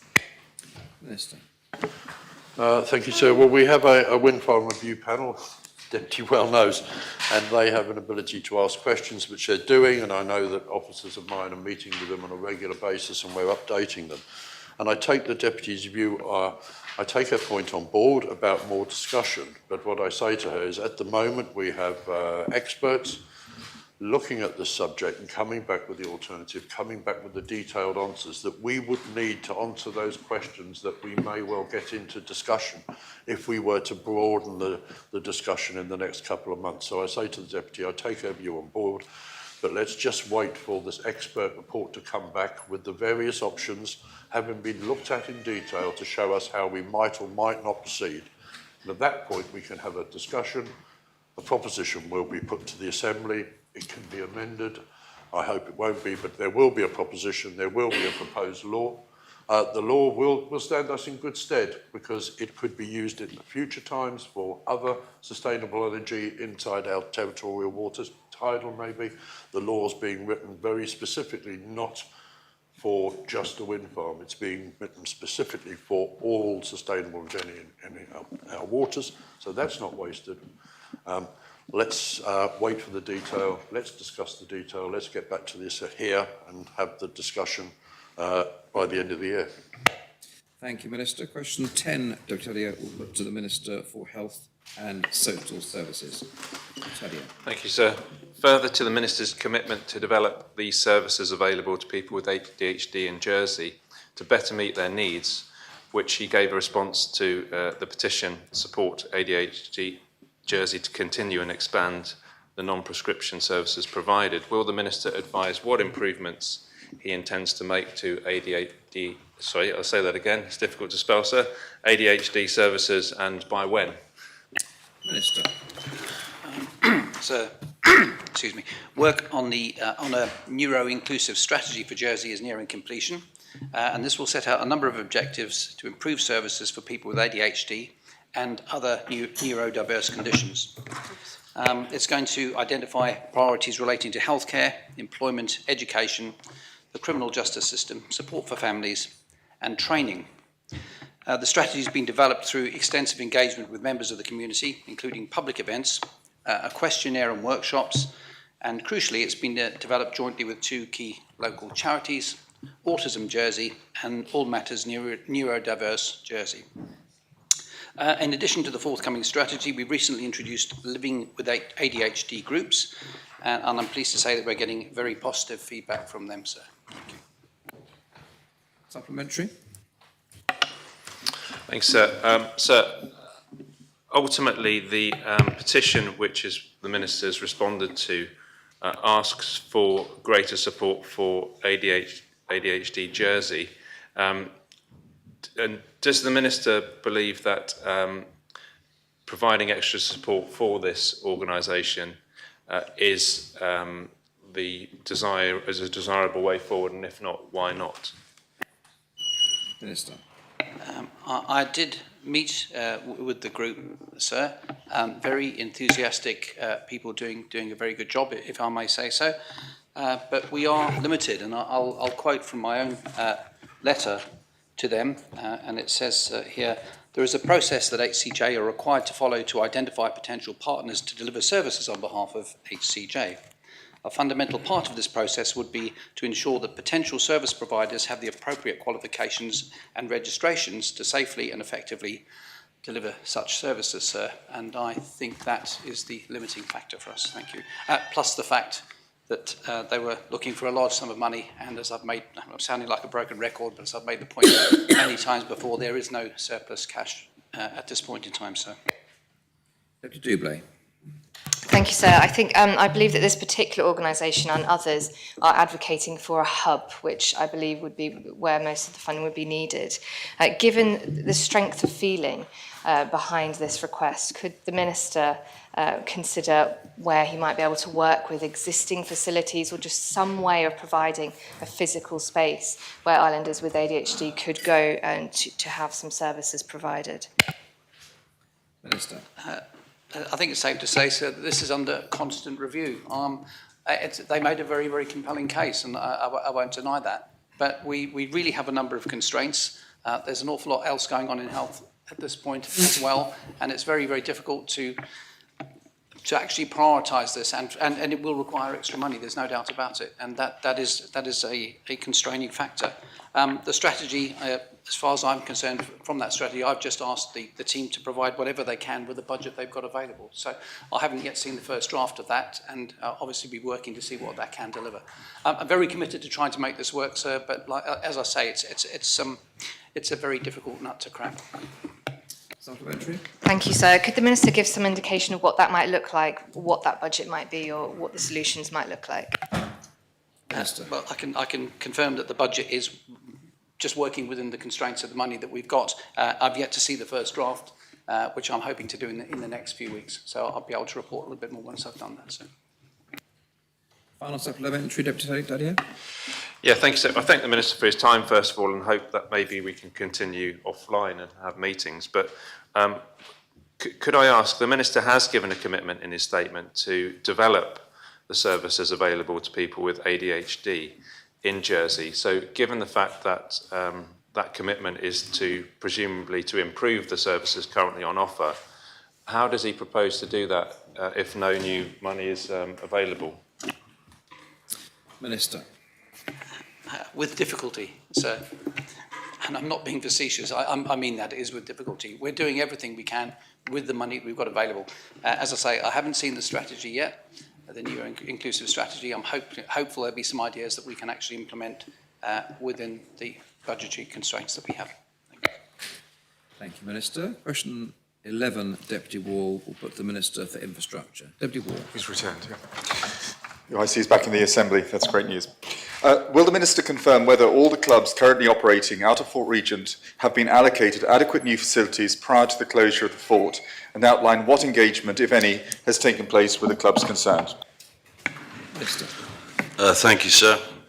Sir, my office wrote to the Deputy yesterday evening, pointing him towards my recent correspondence with the Economic and International Affairs panel on this subject, which I hope was helpful. That correspondence included updates on the status of the private tenants who have been given notice to vacate the Fort Regent. There has been regular engagement with all Fort Regent tenants in recent years, with more detailed discussions since the beginning of this year. In the case of gymnastics, for example, I'm delighted that the three clubs are working well together and have now agreed the design of the new dedicated gymnastics facility at Oakfield. A meeting that was scheduled for this week for the skating club. It should have happened last week, but unfortunately some people weren't available. We continue to engage, work with and offer assistance to those clubs and businesses who have not yet found new facilities, and I've committed to engage and meet with them personally where required in order to find solutions. Thank you. Supplementary? Yes, sir, and I thank the Minister for his answer, and I can confirm I have received a copy of that correspondence between the EA panel and the Infrastructure Minister advising interactions with sporting clubs. It identifies there are still a number of clubs for whom no home has been found. I notice he's just referenced, the Minister's just referenced Empire Skatering, but there is also currently inadequate provision outside of the fort for sports such as netball, who require specialist services. Does the Minister not agree with me that his department is trying to fit a quart into a pint pot, and that the biggest losers of closing the fort are the sporting community? Why is his department continuing removing sport from the fort without there being sufficient capacity ahead of the decant? Minister. Sir, I thank the Deputy for his question. Sir, Oakfield is being built at a cost of £8.4 million. The three-court centre is being built as a direct result of engagement with Jersey Netball. Sir, we are trying our hardest with all sports, including netball, to find solutions. We have got many courts that lay idle night after night, day after day, weekend after weekend, that are more than capable of hosting netball, five-a-side football, basketball, volleyball. And what I'm trying to do with my colleagues from education is ensure that we use our whole estate before we invest in any more sheds around the island. Thank you, sir. Deputy Alex Curtis. Thank you, sir. And respectfully, the idea of using education facilities is one that has been long established, given that there is a decant going on and there is a need to provide facilities for those who are being decanted. Will the Minister be more specific as to the challenges and delays in opening up the education estate, if that is one solution to the decant? Thank you, sir. It's a very good question, sir. Only last year we finally agreed service level agreements with our tenants at the school, sir. The buildings belong to the public of Jersey, sir, not to a head teacher, not to a governing body, but to the public of Jersey. We are trying to work with our partners to ensure that we get far better utilisation with a centralised booking system and where people are able to book a court that they need when they need it. Thank you, sir. Supplementary? Thank you, sir. That sounds like good progress the Minister is reporting on. Will he be able to update the Assembly as soon as possible on what timescale he intends those platforms and the new arrangements might come into play?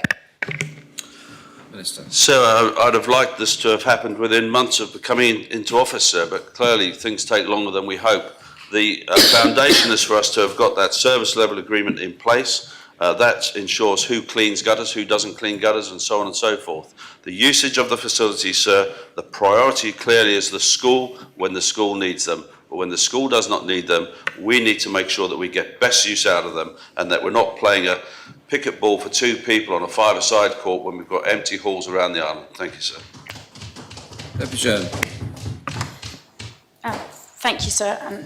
We've heard today that maybe what we read in the paper is not necessarily true, but we've seen a lot of letters in the newspaper, in the paper about concerns, individual sporting clubs not feeling that they are being listened to.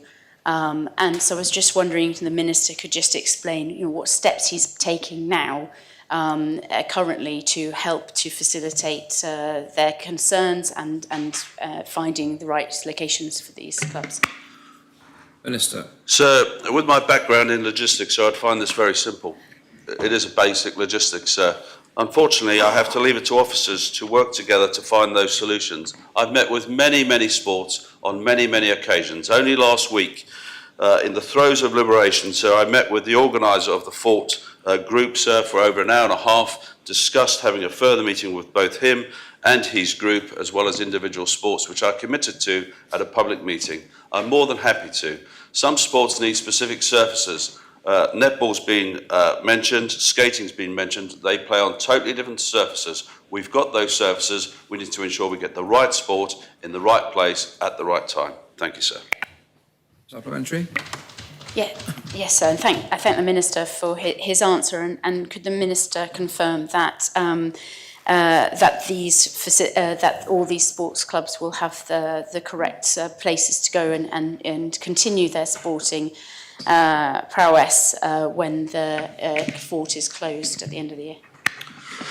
So we've discovered, or I've discovered in recent weeks, sir, that we've got people who are subletting space at Fort Regent, which is contrary to their agreement. So those organisations are unknown to us as a government. So we've got organisations and people at Fort Regent doing massage, for example. That's not the responsibility of government, sir. Our focus is on finding solutions for the clubs that need them, and particularly for young and old alike. Thank you, sir. Deputy Ward, final supplementary? Yes, sir. Quick typing. Does the Minister understand why he received such a hostile reception at a recent meeting in the Pom d'Or? How does the Minister believe he will improve communications with the various clubs going forward? Thank you, sir. Yes, I do, sir. I was given an email mid-afternoon of that meeting saying that the group did not want to meet with me outside of that meeting. Clearly, having been at the meeting myself, sir, it was quite obvious to me that they hadn't actually been asked if I wanted to meet. A politician had been asked and had declined the opportunity, sir. I'm more than happy to meet with any group. Thank you. Thank you, Minister. Question 12, Deputy Alex Curtis will put to the Minister for Treasury and Resources. Deputy Curtis. Thank you, sir. Will the Minister, as shareholder representative, advise when she was first made aware that the approved States of Jersey Development Company, SOJDC, plans for the South Hill development do not meet the minimum expected dimensions for bathrooms in new dwellings under the building bylaws? And will she advise whether she expects SOJDC to design their accommodation in accordance with the minimum standards in the applicable planning and building guidance documents? Minister. Thank you, sir. Sir, until Deputy Curtis tabled this oral question, I was not aware of the suggestion that the plans for South Hill do not meet the minimum expected dimensions for bathrooms. I do not believe that statement to be wholly accurate. Having since made inquiries in response to Deputy's questions, I have been advised that although the plans for South Hill development have been approved, the building control submission, which will set out detailed terms and dimensions, is yet to be submitted and will be fully compliant. Thank you, sir. Supplementary. Yes, thank you, sir. I'm surprised the Minister isn't aware. I think it was the 18th of March in this sitting I spoke to the Minister for Environment about the substandard dimensions, and the Minister sits in front of the Minister for Environment. Will the Minister ensure, and I would also, sir, briefly, apologies, like to correct that the dimensions have been checked by officers from the plan submitted from P2022-1619. Will the Minister ensure that what is approved and built will meet the applicable planning and building guidance documents, namely both those in building bylaws relating to fire, access, wheelchair accessibility, and those in the planning side, including revised space standards for minimum lounge, living, kitchen, dining, and bedroom spaces, and there will be no non-compliance? Minister. Sir, the overall dimensions of the bathrooms at South Hill are identical to other recently built schemes and do therefore comply, I'm told, with all building control regulations. I'm advised that there has been direct communication between building control and SOJDC that confirms this to be the case. SOJDC has confirmed that the final full building control application will be made in the next couple of months and will be fully compliant. Thank you, sir. Deputy Braniff. Yes, sir. Can the Minister state whether she believes it is the role of the shareholder representative to ensure that the state-owned companies do set the standard for others, and that the standard set by these companies, in a sense, set the standard for the rest of the sector, and it would in future be very poor practice were they to be appearing not to meet those standards? Minister. Sir, as I say, I do not accept that there is a lack of compliance. I would just like to emphasise again that States of Jersey Development Company are a professional organisation who use professional advisors. They are not some fly-by-night, build it cheap, sell it expensive business. They are there to do the bidding of this Assembly, and they are seeking to do that. And the whole notion that they are simply ignoring guidelines and that people will allow them to ignore guidelines is extremely misplaced. In terms of the process, I believe that significant time and money is spent in preparing a detailed application for which there is a risk of refusal. The detailed application therefore ensures the overall minimum dimensions of each room can fit within the overall apartment shape, and then further design development is undertaken during the building control stage to ensure best use of money and to ensure full compliance.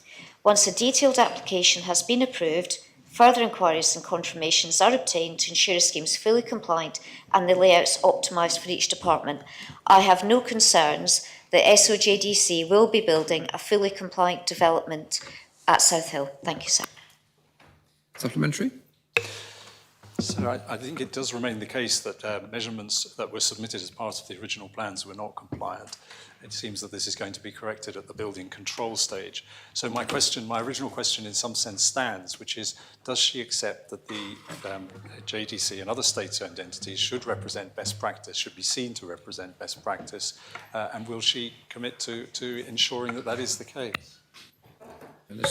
So I think this is a matter of law and regulation, quite apart from what the Assembly asked SOJDC to do.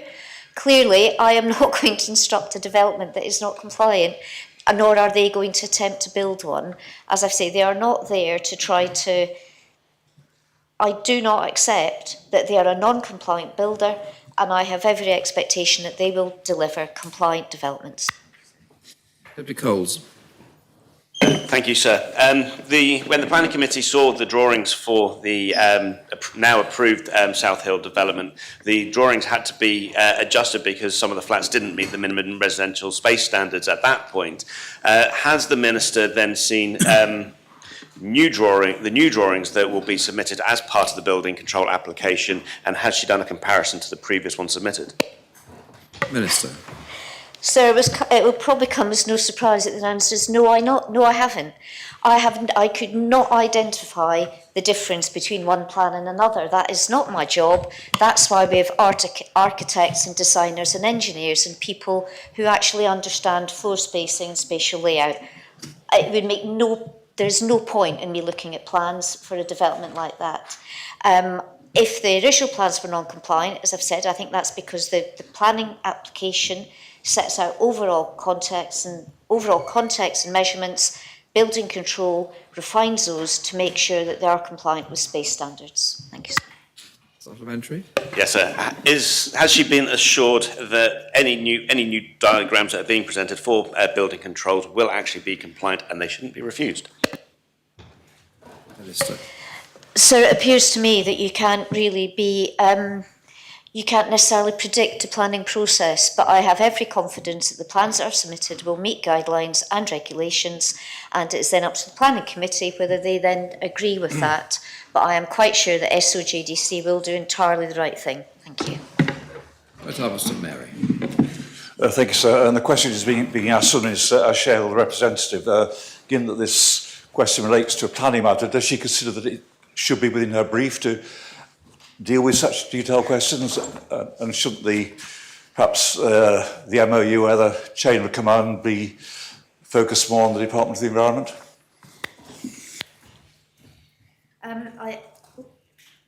I thank the Constable for his question. Yes, I quite agree. I don't think my job as shareholder representative is to get involved in the operational day-to-day proceedings of each of the 5 entities. That is simply unfeasible. We have professional people running SOJC who use expert advisors, and I don't think it's a matter of the MOU. It is an operational matter. Shareholder representative, I'm there to ensure good governance and financial sustainability, and not to interfere in day-to-day operational matters. Policy matters rest elsewhere, possibly with the Minister of Housing. The Minister for Environment is there to decide on planning matters rather, and not so he is in a position of conflict.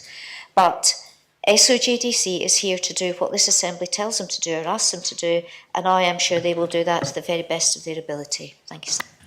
Supplementary? Yeah, thank you, sir. Yes, sir, I thank the Minister for her answer, but given that the purpose of the Minister's role is to ensure that there is a ministerial responsibility rather than just relying on the officers of the entity concerned, if she is not to have that responsibility, does she think there should be a different framework whereby the burden of such matters are directed towards another minister rather than just the company concerned?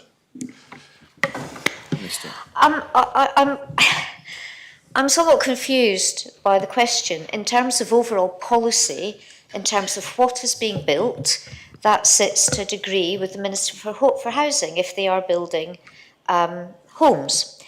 In terms of design and approval, that is a matter for the planning. We have planning laws and building control, and they have to then design developments that fit within planning. And it seems to me that it is the planning system that supervises what SOJDC ultimately delivers in terms of quantity, not quantity, but quality of those homes being delivered and whether they meet planning and building control regulations. We cannot, it makes no sense to hold SOJDC to different standards to any other private developer. We have standards and everybody has to comply with them. Thank you, sir. Final supplementary, Deputy Curtis. Thank you, sir. Thank you, sir. And I'm afraid the Minister, I believe, is misrepresenting what I've done. And I have to provide this in context, and I know standing orders allow me, that the bathrooms are 1.26 metres wide by 2.72 metres deep. These were submitted to a building regulation officer. This is not a planning matter. And they came back and said, the example bathroom layout indicated below is significantly Asking small. a question, not making a speech. It's not, sir, but I need to provide the clarity that only context The is allowed. Minister's not seen any of these plans. They're public plans, sir. Okay, very quickly, given that the Building Control Department came back and said the example bathroom layout indicated below is significantly smaller than the minimum standard set out in paragraph 11.3 of Technical Guidance Document 8, and that is a fact confirmed by the Department, will the Minister accept that our SOEs are not infallible and actually engagement with states members is a valuable way of improving quality and not just defending actions that are currently non-compliant? Minister. Sir, I don't accept. Sir, if there is any non-compliance, Deputy Curtis clearly has information in front of him that I don't. I have not reviewed the plans. I've seen that. That is simply not my role, and there is utterly no point in me looking at plans because I can't tell you whether one room is compliant and not another. However, I am assured that SOJDC have had communication with building control and that there will be a further building application which will be made that will be fully compliant. There are several processes and there can be iterations and it will be compliant. Thank you, sir. Thank you, Minister. Question 13, Deputy Brenner will put to the Minister for Treasury and Resources. Deputy Brenner.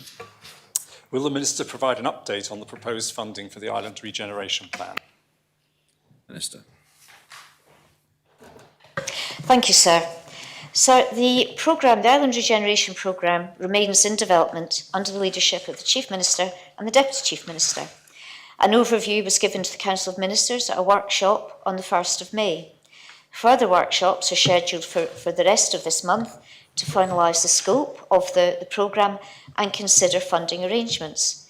It's anticipated that briefings will then be provided to scrutiny and to all states members over the course of June. These briefings will outline the proposed approach to funding. Thank you, sir. Supplementary. Yes, on January 31st, the Chief Minister gave an interview in which he said that details about funding would be published around March time. In the last Assembly meeting, the Chief Minister said he was aiming for full publication in mid-May. What is the current timetable for publishing the funding arrangements around the Island Regeneration Plan? Minister. So I think I just said we were hoping we will be briefing states members in June. Thank you. Thank you, sir. Will the Minister advise whether plans have changed at all with regards to funding following analysis of the 2024 annual report and accounts and whether they have made any change to plans for funding? Minister. Sir, the plans for funding have not yet been finalised, so the publication of the 2024 annual report and accounts represents our position at the end of 2024. We're now looking at 25 and forward over, in some cases, a fairly considerable period. Funding will be worked on once we have scoped. Once the programme has been fully scoped, the programme has changed and evolved over a period of time, as has the timescale. And once we have an idea of what the scope and content really is, and the Council Ministers have agreed that, we will then be able to consider all the funding requirements and we will consider the full range of funding available to us to come up with a funding strategy. Thank you, sir. Supplementary. Deputy Coles. Thank you, sir.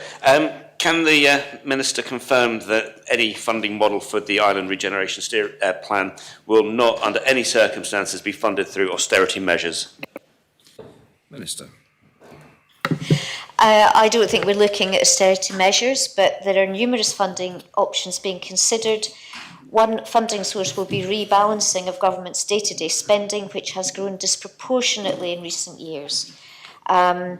We know we have to rein in spending, and some of that will go towards funding, but it will be a part and not all of the funding mechanism. Thank you. Thank you, Minister. And that brings that period of questions to an end. The balance of questions that were not reached will be answered in writing by ministers in the usual way. We now move to the first period of questions without notice. Those are for the Minister for Treasury and Resources. And the first question will come from Deputy IA. Thank you, sir.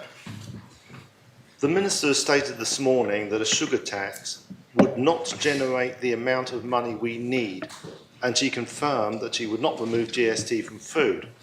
So, is the Minister considering raising GST from the current 5% to cover any projected budget shortfalls? Thank you. Minister. No, sir, I'm not considering raising GST. Supplementary. Thank you, sir. I'm pleased that the Minister has confirmed that. Can the Minister advise if there are any other areas that she feels would increase revenue without raising GST? Thank you, sir. Minister. I'm not considering raising GST, and this government has a common strategic policy to keep charges and fees as low as we possibly can, and we are continuing to focus on that CSP. We have said, as I've just mentioned, we are continuing our efforts to restrain government spending, particularly on things like consultants. That is proving benefits, but we clearly we have more work to do in terms of looking at government spending, which has mushroomed out of all control and sustainability over the last few years, and that is something we do need to look at going forward. Thank you, sir. Deputy Gardner. Thank you, sir. Would the Minister advise if the funds were relocated to the education to meet the agreed pay deal with the teachers in 2024? Minister. Sir, I'm sorry, I didn't hear the Minister's comments earlier. Funding was provided for the pay awards. I think that funding, I believe funding for pay awards comes from the Central Reserve. I'm not sure it necessarily goes to schools, but it is teachers are being paid, all civil servants are being paid, and I don't believe that's the source of the school within schools. Supplementary? Yes, please. Would the Minister confirm if the full amount of additional pay awards that were agreed later in 2024 was transferred to the department from the Central Reserve? So to the extent funding is transferred from the Central Reserve to departments, then yes, that would have happened. So yes. Deputy Wilson. Thank you, sir. How confident is the Minister that rising wage and operational costs in health and education can be met in the current economic circumstances? And will she be considering pay freezes in the public sector as part of budget planning for 2026? Minister. So we have a 3-year pay deal with our staff, which I believe cover 24, 25 and 26. We will honour that pay deal. We have not started our budget process for this year. We will consider how we spend money best, and we will be looking at how we, as I say, minimise the mushroom in public spending, which is not sustainable. But a pay freeze for 26 is not under consideration, and I clearly can't comment on 27 and beyond. Thank you, sir. Supplementary? Thank you, sir. Does the Minister accept that persistent deficits signal the need for either revenue reform or structural spending reductions? And what might we see coming forward in the budget for this year? Minister. So I don't think we have persistent structural deficits. We know there have been significant challenges in health. and work is ongoing to consider how we manage the health budget going forward. The Minister and I and our teams met 2 weeks ago to discuss the Sustainable Health Funding Model. The finance teams are working very closely together in terms of delivering the financial recovery plan in the hospital, and it is an area of very close concern. Thank you, sir. Deputy Alex Curtis. Thank you, sir. Will the Minister provide her analysis and sentiment of the current viability of Andium's build programmes across urban and rezoned sites? Minister. Sir, at this stage I have no reason to believe that there is any lack of viability.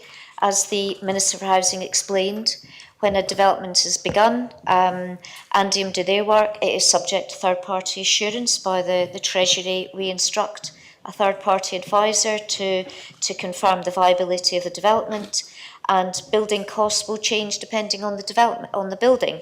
I am confident that Andium, as things currently stand, are able to continue delivering the developments that are in their plan and that they have already begun and are beginning very shortly. Thank you, sir.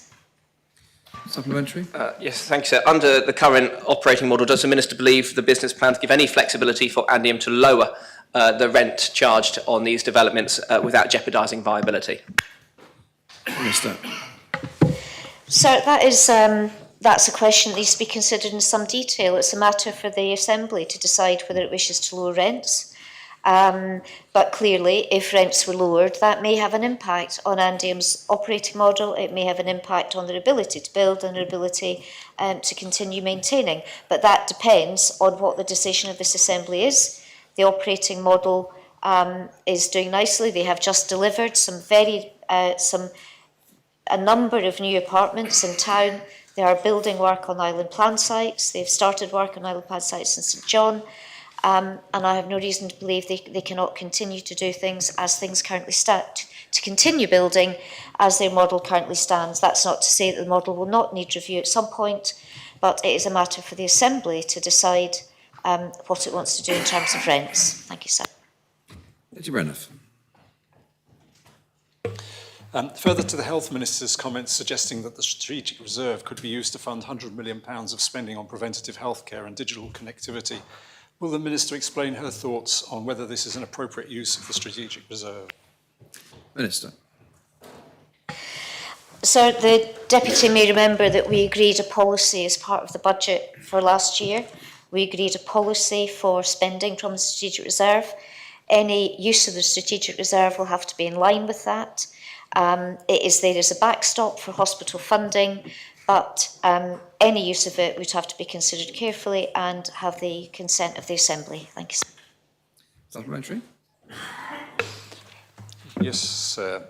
In a media interview, the Minister said she did not think the strategic reserve should be used as a piggy bank. Are there any circumstances in which she would consider allowing the strategic reserve to be used in the way the Health Minister described? Minister. Yes, I agree. The strategic reserve is not a piggy bank that we can dip into as we need. There may be scope for the strategic reserve to be used to help fund infrastructure developments and capital developments, but I would not support its use for revenue. That's not what it's designed to do. Deputy Ward. Thank you, sir. Would the Minister consider suspending the annual dividend paid by Andium to the Treasury to help reduce rental stress? Minister. If we, under current models, Andium pay a dividend to the states, if we suspend the dividend, we will have to, that will be lost income that would have to be found from somewhere else. There is no magic money tree. If we don't have that dividend, we will not be able to spend the money and we will have to make cuts elsewhere. Thank you. Supplementary? Just to confirm then, the Treasury Minister would be against the suspension of any Andium dividend payment? Minister. So that's a very black and white question. I don't believe there's a black and white answer.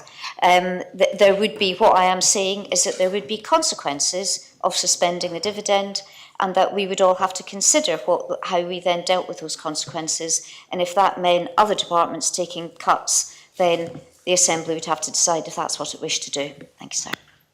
Deputy Chair. Thank you, sir. The Jersey Audit Office recently published grants and subsidies follow-up report and recommended the development of a government-wide framework to ensure grants and subsidies were given across all the different departments are assessed, appraised and awarded in a consistent manner. Could the Minister advise whether she intends to implement this recommendation? And if so, what is the expected timeframe? And if not, why not? Minister.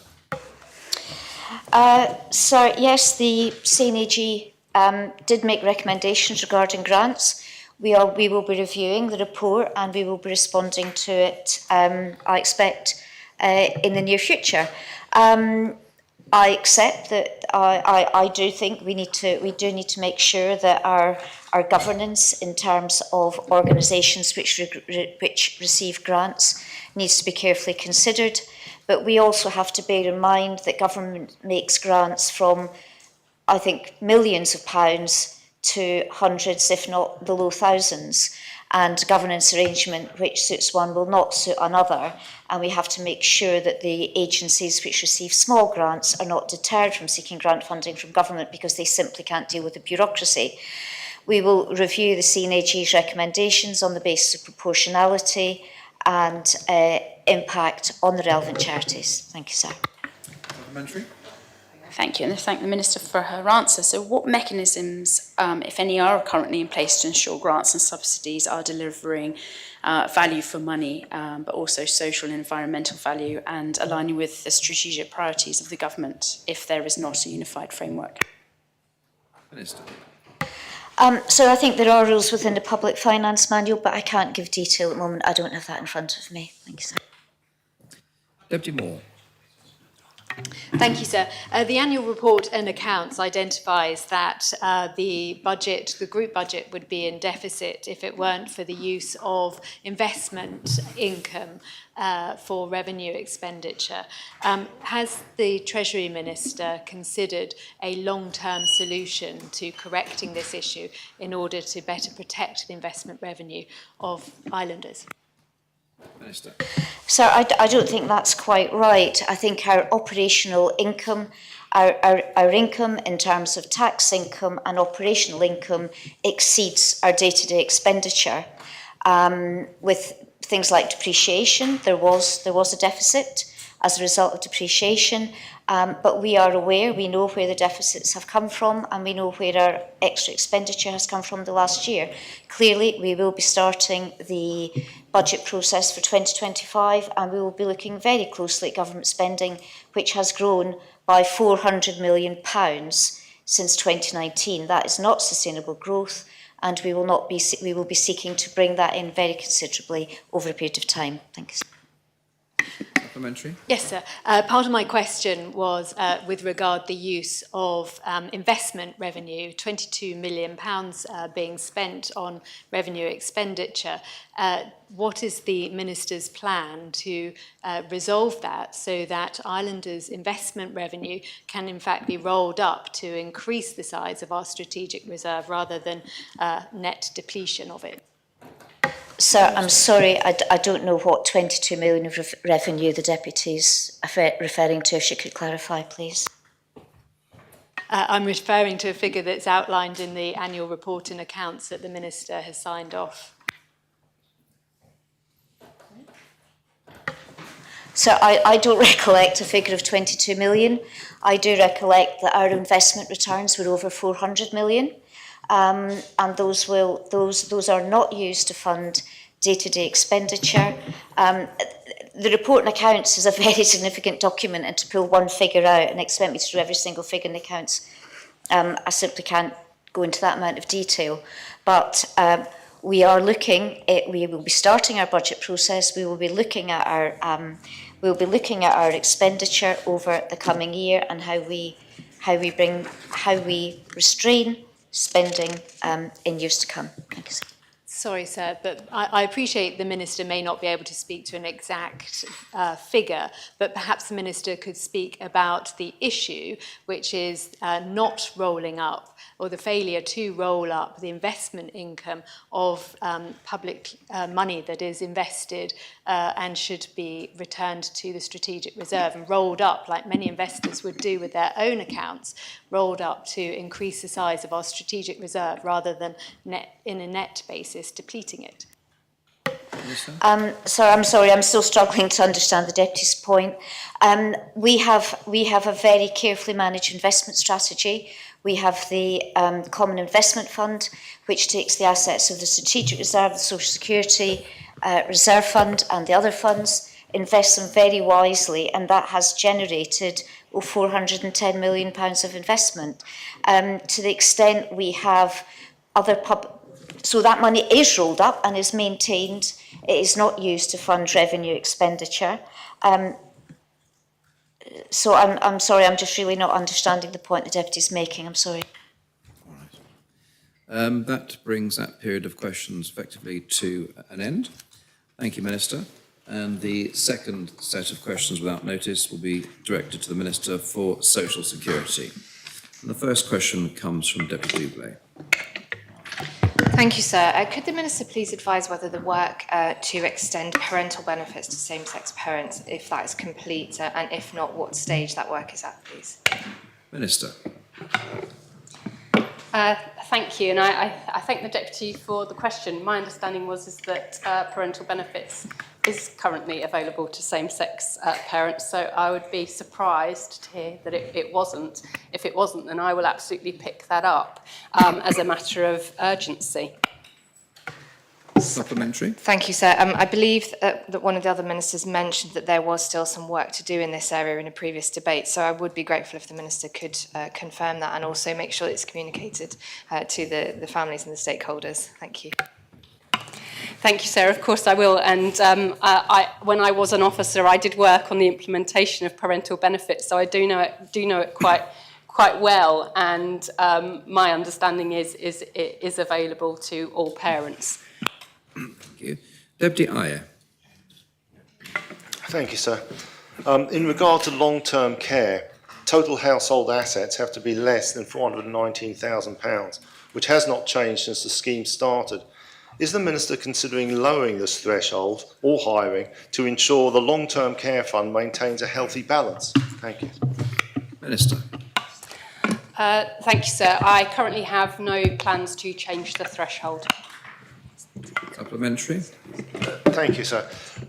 Is the long-term care fund under regular review, and if so, when is the next one? Thank you, sir. Minister. Yes, of course, the long-term care fund is under regular review. We anticipate the delivery of the next actuarial review at the end of 2026, beginning of 2027. Deputy Renouf. Thank you, sir. And we've heard a lot about growth in public expenditure and also the pressure on infrastructure spend, the infrastructure regeneration plan and ongoing infrastructure requirements. What is the Minister's view about whether the funds under her control could be used to invest in critical infrastructure using some mechanism for example, like was used with the new government bill? Minister.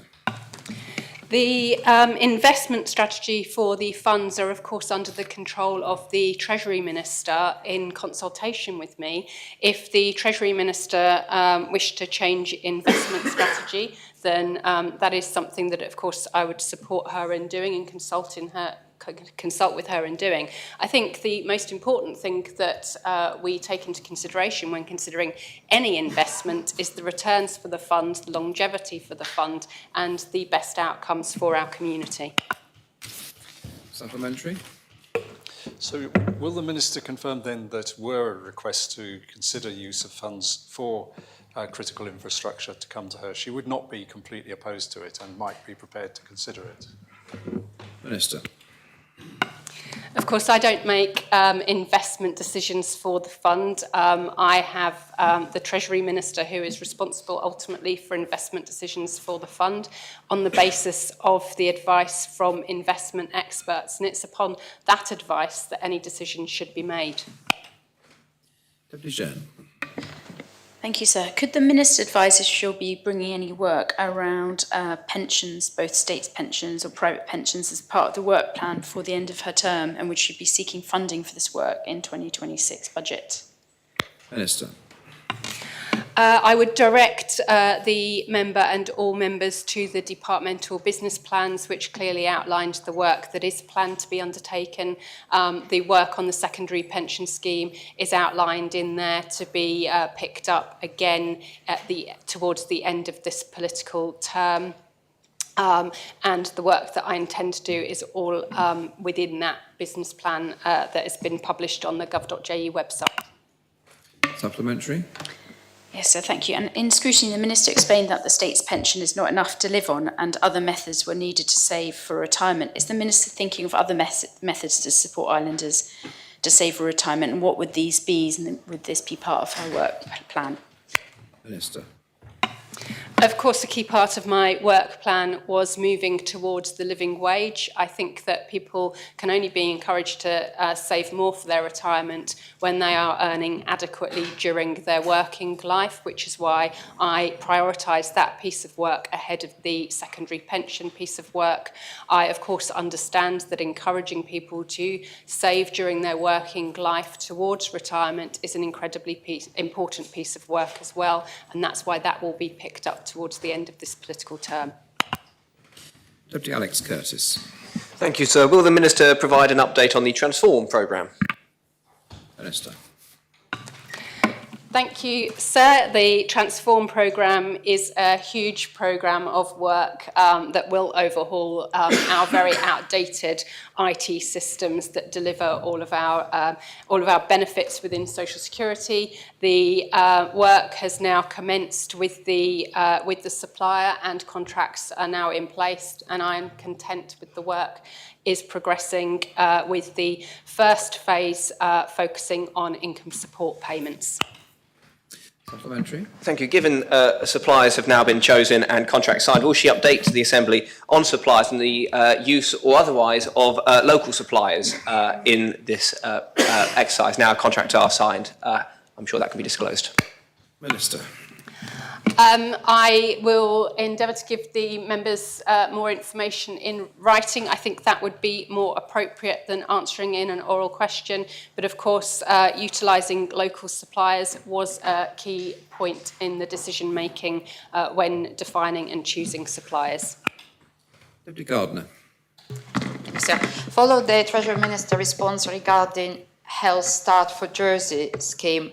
Would the Minister explain in more details, does it apply only to pregnant women and parents with young children, how young children are, and what is uptake to the scheme? Because I tried to do search online and it wasn't clear.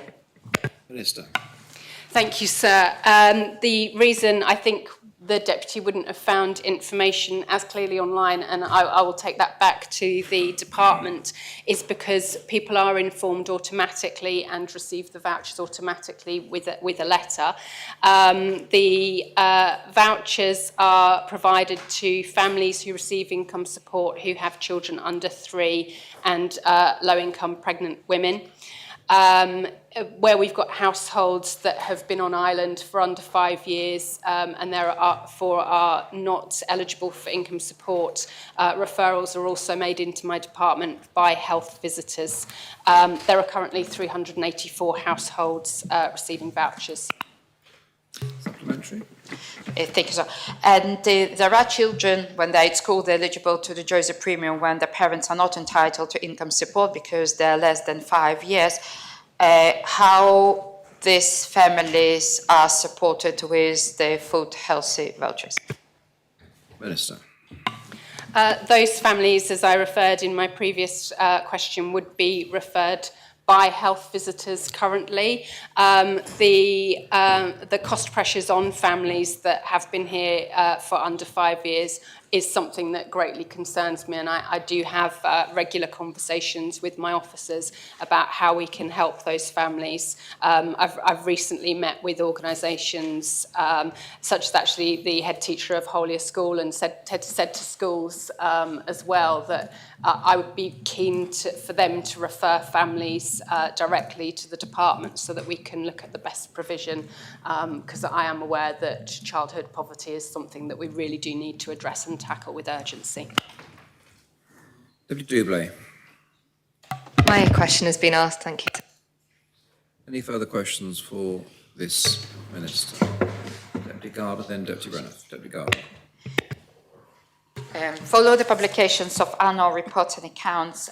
We've seen it was reported that social benefit payments were 219 million, which is 88 million rise compared to 2023. Would the Minister explain what are the reasons behind it? Minister. Of course, there will be varying reasons dependent on the benefits. I will undertake to come back to the member if I can provide any further detail regarding any particular benefit. The cost of living and cost of living pressures is something that I am consistently aware of. I am very, very keen that we do work as government to ensure that people are aware of the benefits that they can claim. And for me, I am keen to see that we are ensuring that we don't have people underclaiming benefits. So I'm not concerned when the amounts of benefits that we are paying out are going up, as long as we are ensured that the people that are that should be claiming are claiming. Supplementary? Yes, thank you. There is an option that the state's grant was accounted towards this. Does the state's grant, it was reintroduced, would be calculated as a part of the social security benefits, or it should be stand-alone number? Because state's grant is the state's grant. It's not that actually paid now. Minister. Of course, I don't have the page in front of me that the Deputy is looking at. I am a bit confused because we're talking about payments of benefits, whereas the state's grant is money going into the fund. They're two different things. Perhaps the Deputy could provide a written question, and I'm more than happy to provide the answer in writing. Deputy Renner. Deputy Doublé.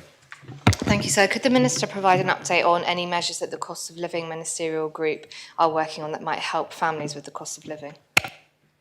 Minister. The Cost of Living Ministerial Group is, of course, chaired by the Minister for Sustainable Economic Development, and I do sit on that group. We still maintain the commitment to undertake the piece of work on minimum income standards. I was due to have an update meeting with the Minister for Sustainable Economic Development on that yesterday, but unfortunately that had to be postponed due to reasons beyond both of our control. So I will meet with him imminently to get an update on that. I thank the Minister for her answer. What policies are currently under consideration? Are there any policies that have already been implemented, and which policies are being considered? Minister. That piece of work is more of a long-term piece of work and is very much all policies in development. I, of course, regularly discuss with all ministers outside of those meetings as well measures that we could be undertaking to reduce the pressure of cost of living, and also how we can improve our benefit systems so that islanders get the help that they need when they need it. Deputy Moore. Thank you, sir. The annual report and accounts makes mention of concern of the future viability of the health insurance fund. Is the Minister concerned about this, and what proposals does she have to turn it around? Minister. Yes, of course, I am concerned about the longevity of the funds that go towards meeting our primary care needs within our community. It is, of course, something that the Health Minister is also very concerned about. And as the Treasury Minister mentioned in her questions without notice, myself, the Health Minister and the Treasury Minister met just a couple of weeks ago to discuss further plans around overall health funding. It's my view that we need to see health funding in the round, but also protect the very important funding that is there for primary care, because of course that's what goes towards prevention of people needing secondary care into the future, and it is of course very important in saving future expenditure. Supplementary. Thank you, sir. Does the Minister's mention of protecting primary care in the round mean that she will protect the health insurance fund and ensure that it sits in her department going forward for that purpose? Minister. I think it's important that I ensure that it sits in the very best place to ensure that we've got the most efficient management and governance of that fund. Whether that's the Social Security Minister or the Health Minister into the future is yet to be decided, but I am absolutely supportive and working very closely with the Health Minister, looking at the future of health as a whole, and that does need to be looked at as one picture so that everything all works together. Conrad Trinity. Thank you, sir. Could I ask the Minister if she has any plans or initiatives coming forward to help our community out of the social security benefit system and back into full-time employment? Yes, sir. Of course, the majority of people that are receiving income support are working people. Where people are unable to work due to health, for example, we have really good work that is being undertaken, for example, with the Work Well scheme, where people are on have short-term illnesses to enable that preventing getting into long-term absences from work. Also, we have our very hard-working back-to-work team who will help place people who aren't working into suitable jobs. And it's really important that those are suitable jobs, and that team does really good work to ensure that people are placed well so that they can remain in work. Thank you. That brings that period of questions to an end. And we now move on to the third period of questions to the Chief Minister. The first question is from Deputy Collins.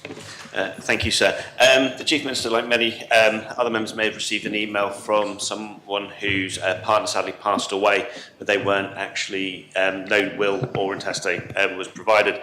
Is the Chief Minister looking at updating our wills and succession laws to provide for common law partners and spouses? Thank you, sir. Yes, I too received the email in very tragic circumstances. And that's something that we'd like to talk to the Legislative Advisory Panel about. I think it is time to review some of our laws on heirship. That's been something that's been discussed for quite some time in government, but I think we're approaching the time when we need a proper review of it. So we're open to that. Supplementary. Honourable St Martin. A United Nations report on 12th of May 2025, Gaza, starvation looms for 1 in 5 people, say food security experts. 71 days since deliveries were stopped of all aid and commercial supplies. Following our island's very recent reflections on its own experiences of starvation during the occupation, will the Chief Minister commit, or at least consider committing, the Government of Jersey to add its voice and use what forums and resources it can to help ensure that aid is able to enter and be distributed in Gaza, which the United Nations backed assessment has concluded is at a critical risk of famine, and 500,000 people, women, men, teenagers, children and babies, 1/5 of its population, are at serious risk of dying of starvation. Thank you, sir.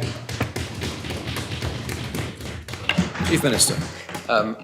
Thank you, sir, and thank the Conataba for the question. I, like many members and Islanders are absolutely appalled and distressed at the tragic circumstances that continue to unfold in Gaza. I also, sir, strongly endorse a recent common statement made last week by the Minister for the Middle East in Parliament, in which he outlined the UK's government's fierce opposition to any expansion of the Israeli Defence Forces operations in Gaza, including the reported plans for full military operation. I know the External Relations Minister and his team are making our views known vociferously in Westminster to our counterparts, and we will continue to do so. So, thank you.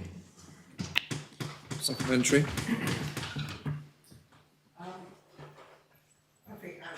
No, sir, I was just going to say, does the Chief Minister agree that UN's United Nations call for help is extremely serious? Thank you, sir.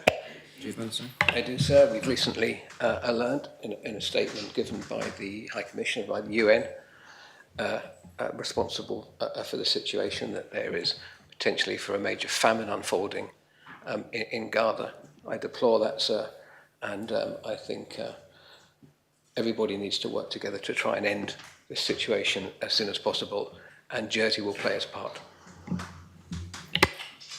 Deputy Alex Curtis. Thank you, sir. As chair of the Regeneration Steering Group, does the Chief Minister take claims that planned developments by SOJDC do not comply with building control as serious? And if so, how does he suggest his government engages with those raising issues such as this? Chief Minister. I align my comment with the Treasury Ministers. Of course, the government cannot endorse developments that do not comply. But I can't really say more than that. And so the matter is in the hands of building control and planning, I believe, and we must let them do their jobs. But of course we don't support anything that doesn't comply with the law and the rules and regulations. Supplementary, sir. Supplementary. Given that strong support that schemes must comply, does the Minister think, Chief Minister think it is most appropriate to engage openly with an open ear to those who might have studied these plans thoroughly and may have legitimate comments rather than dismissing them as incorrect? Chief Minister. Well, of course, sir, but we leave that to the officials who advise, and the officials and the relevant committees at the end of the day that make the decisions. And I think in relation to questions, we all take questions where we can, but questions about plans can be directed to the officials, can be directed to different ministers, housing, environment, Treasury, myself, sir. And quite often, I would strongly advise members, when asking for specific details or technical details in the first instance, to give a minister's notice so they can collate the information and be sure of their facts, or put the questions in writing, because we do want to help and work with members to correct or rectify any problems that may arise. Deputy Ayer. Thank you, sir. Does the Chief Minister have any plans to address the non-performance of Jersey Water in regard to connecting all Jersey properties to mains water? Thank you, sir. Chief Minister. In short, sir, the answer to that is yes, there are plans are being discussed. We would need to discuss that with Jersey Water. In actual fact, the extension of mains water and drainage throughout the island forms part of the regeneration programme that's currently a work in progress, and I look forward to updating members in due course. Supplementary. Yes, thank you, sir. That's good to hear. Will the Chief Minister be considering any direct action, like bringing Jersey Water back into full government ownership to enable islanders to finally be connected to mains water? Thank you. I think it's too early, sir, to give a definitive answer on that, but I wouldn't rule anything out. We have to, members will understand that we have challenging times ahead, not least with balancing the books and taking account of our medium to long-term future, sir. So we must be open-minded and prepared to act in the best interest of Jersey, sir, and this government will continue to approach all of these challenges with an open mind, sir. Deputy Renouf. Yes, so the question follows on quite nicely. We have exceptionally buoyant tax revenues, and yet health is already struggling for this year. The Education Minister wants more money for education. We're also trying to invest 100 million more in preventative health and digital connectivity in health. We also have very ambitious infrastructure plans throughout the Island Regeneration Programme. Where does the Chief Minister think the money is going to come from? Chief Minister. As we said from the very beginning, that this government is working on reprioritising our expenditure. There's been an unacceptable growth in the footprint of government, nearly 50% in 5 years. That is unsustainable. The reprioritisation of spending also looks at our capital planning. And when we look at how we plan for that into the future, and of course the workshop we're having on Thursday morning, which I hope many states members as possible can attend, will begin to understand the challenges we have to reconcile: population, finance, infrastructure, public realm, and the economy. So aligning all of that is the most important piece of work we're going to have to do, so we understand that. We must remember, though, that we always think about the immediate cost. What we're doing when we're looking at longer term, short, medium and long term plans, as we will soon be outlining in what was Breakwater Regeneration Programme and our overall investment in Jersey, will mean how we reprioritise the 100 or so million plus that we have every year in our capital programme. So over the next 10 years, we will be budgeting at least £1 billion, I would have thought, on capital expenditure. The big discussion is how we utilise that, and we make sure we're spending it on the right things. And it is my firm view that we look after the basics. We get the public realm right. We get the public infrastructure right. We make sure our roads are good. We look after health, estate. We look after education. We invest in our economy. And I think, I'm afraid, sir, the Assembly over many years, I think, has become a little complacent, and we've allowed ourselves to take a big government, a big country approach to solving a lot of the problems we deal with, sir. And if we're going to put things right, we have to be bold enough to revisit some of those past decisions. Supplementary? Yes, sir, I don't think anybody in the Assembly would disagree with the ambitions that the Chief Minister stated, but he's talked about the government having grown too big, and therefore the implication is that the extra spending will come, at least in part, from trimming government. Does he accept that there's a mismatch at the moment between what has been achieved and what has been set out for the reprioritisation programme and the incredibly ambitious spending demands that are coming down the track, as I outlined in my original question? No, sir. What I think has happened is this government has actually decided not to shy away or push the problem down the road or kick it into the long grass. It's decided to take the bull by the horns and try and address it, and we are making progress. For example, when you change policies, it takes time to bed in. We've seen this with the recruitment freeze. We've now extended that for another year. We took 1,000 job vacancies out of the system last year. Had we not done any of that, then the accounts would have, in terms of expenditure, would have been significantly higher than they were. And we've got to keep pushing forward with that. We need to rewind some of the growth we've seen in the public sector, but we're not going to do that and let that impact upon our frontline services. Health, we heard from the Health Minister that the technology advances in medicine, the cost of drugs, all of these are having massive consequences for the financial performance for health. So if we take that seriously, we're going to have a look at where we're spending money or not spending money carefully and direct it to the areas where we need to spend money, such as health, education, public realm, and so forth, sir. So we are addressing the problem, and I hope this government can leave good, strong foundations for future governments and future assemblies to put us back in the right direction. Deputy Gardner. Thank you, sir. Interesting to follow. Chief Minister just mentioned 1,000 jobs out. Now, from annual reports and accounts, from 1.2 billion budget, over 659 million spent on staff cost, which is 13% higher than in 2023. So it's above the inflation. So how we can scrap that freeze jobs out and we're still spending 13% higher than in 2023 on staff? Chief Minister. But because we have started to reduce senior roles in central departments and put the resources where they're most needed into frontline health and educational services.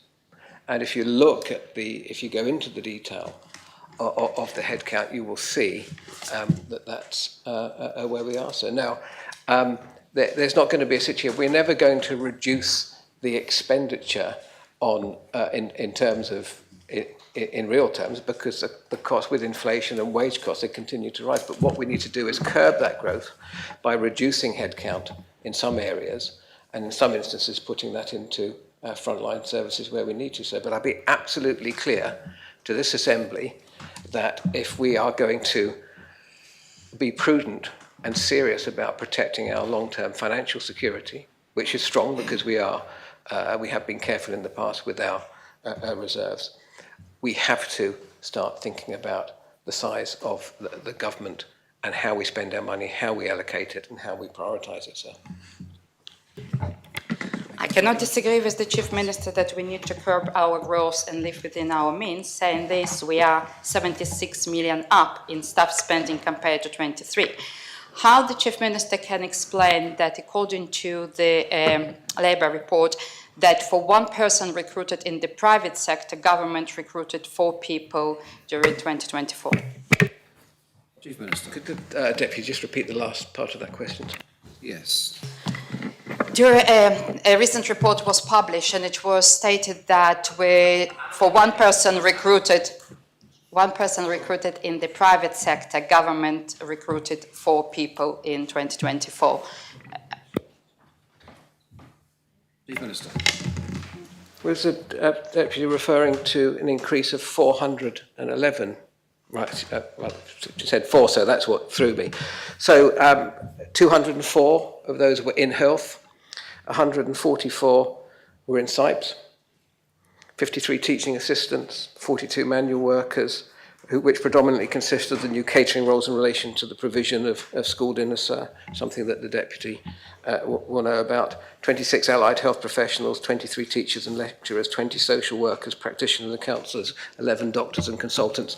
That's where we are increasing the headcount. That's where it needed, sir. But we need to bring back some of the very high-paid civil service roles that we've allowed to expand. Deputy, that's the £10 penalty to you, I think. Is that right? Yes, thank you. Well, that brings that period of questions to an end. And I can see it's 10 to 1. Is the adjournment proposed? And is content to adjourn now? Adjourn until 2:15.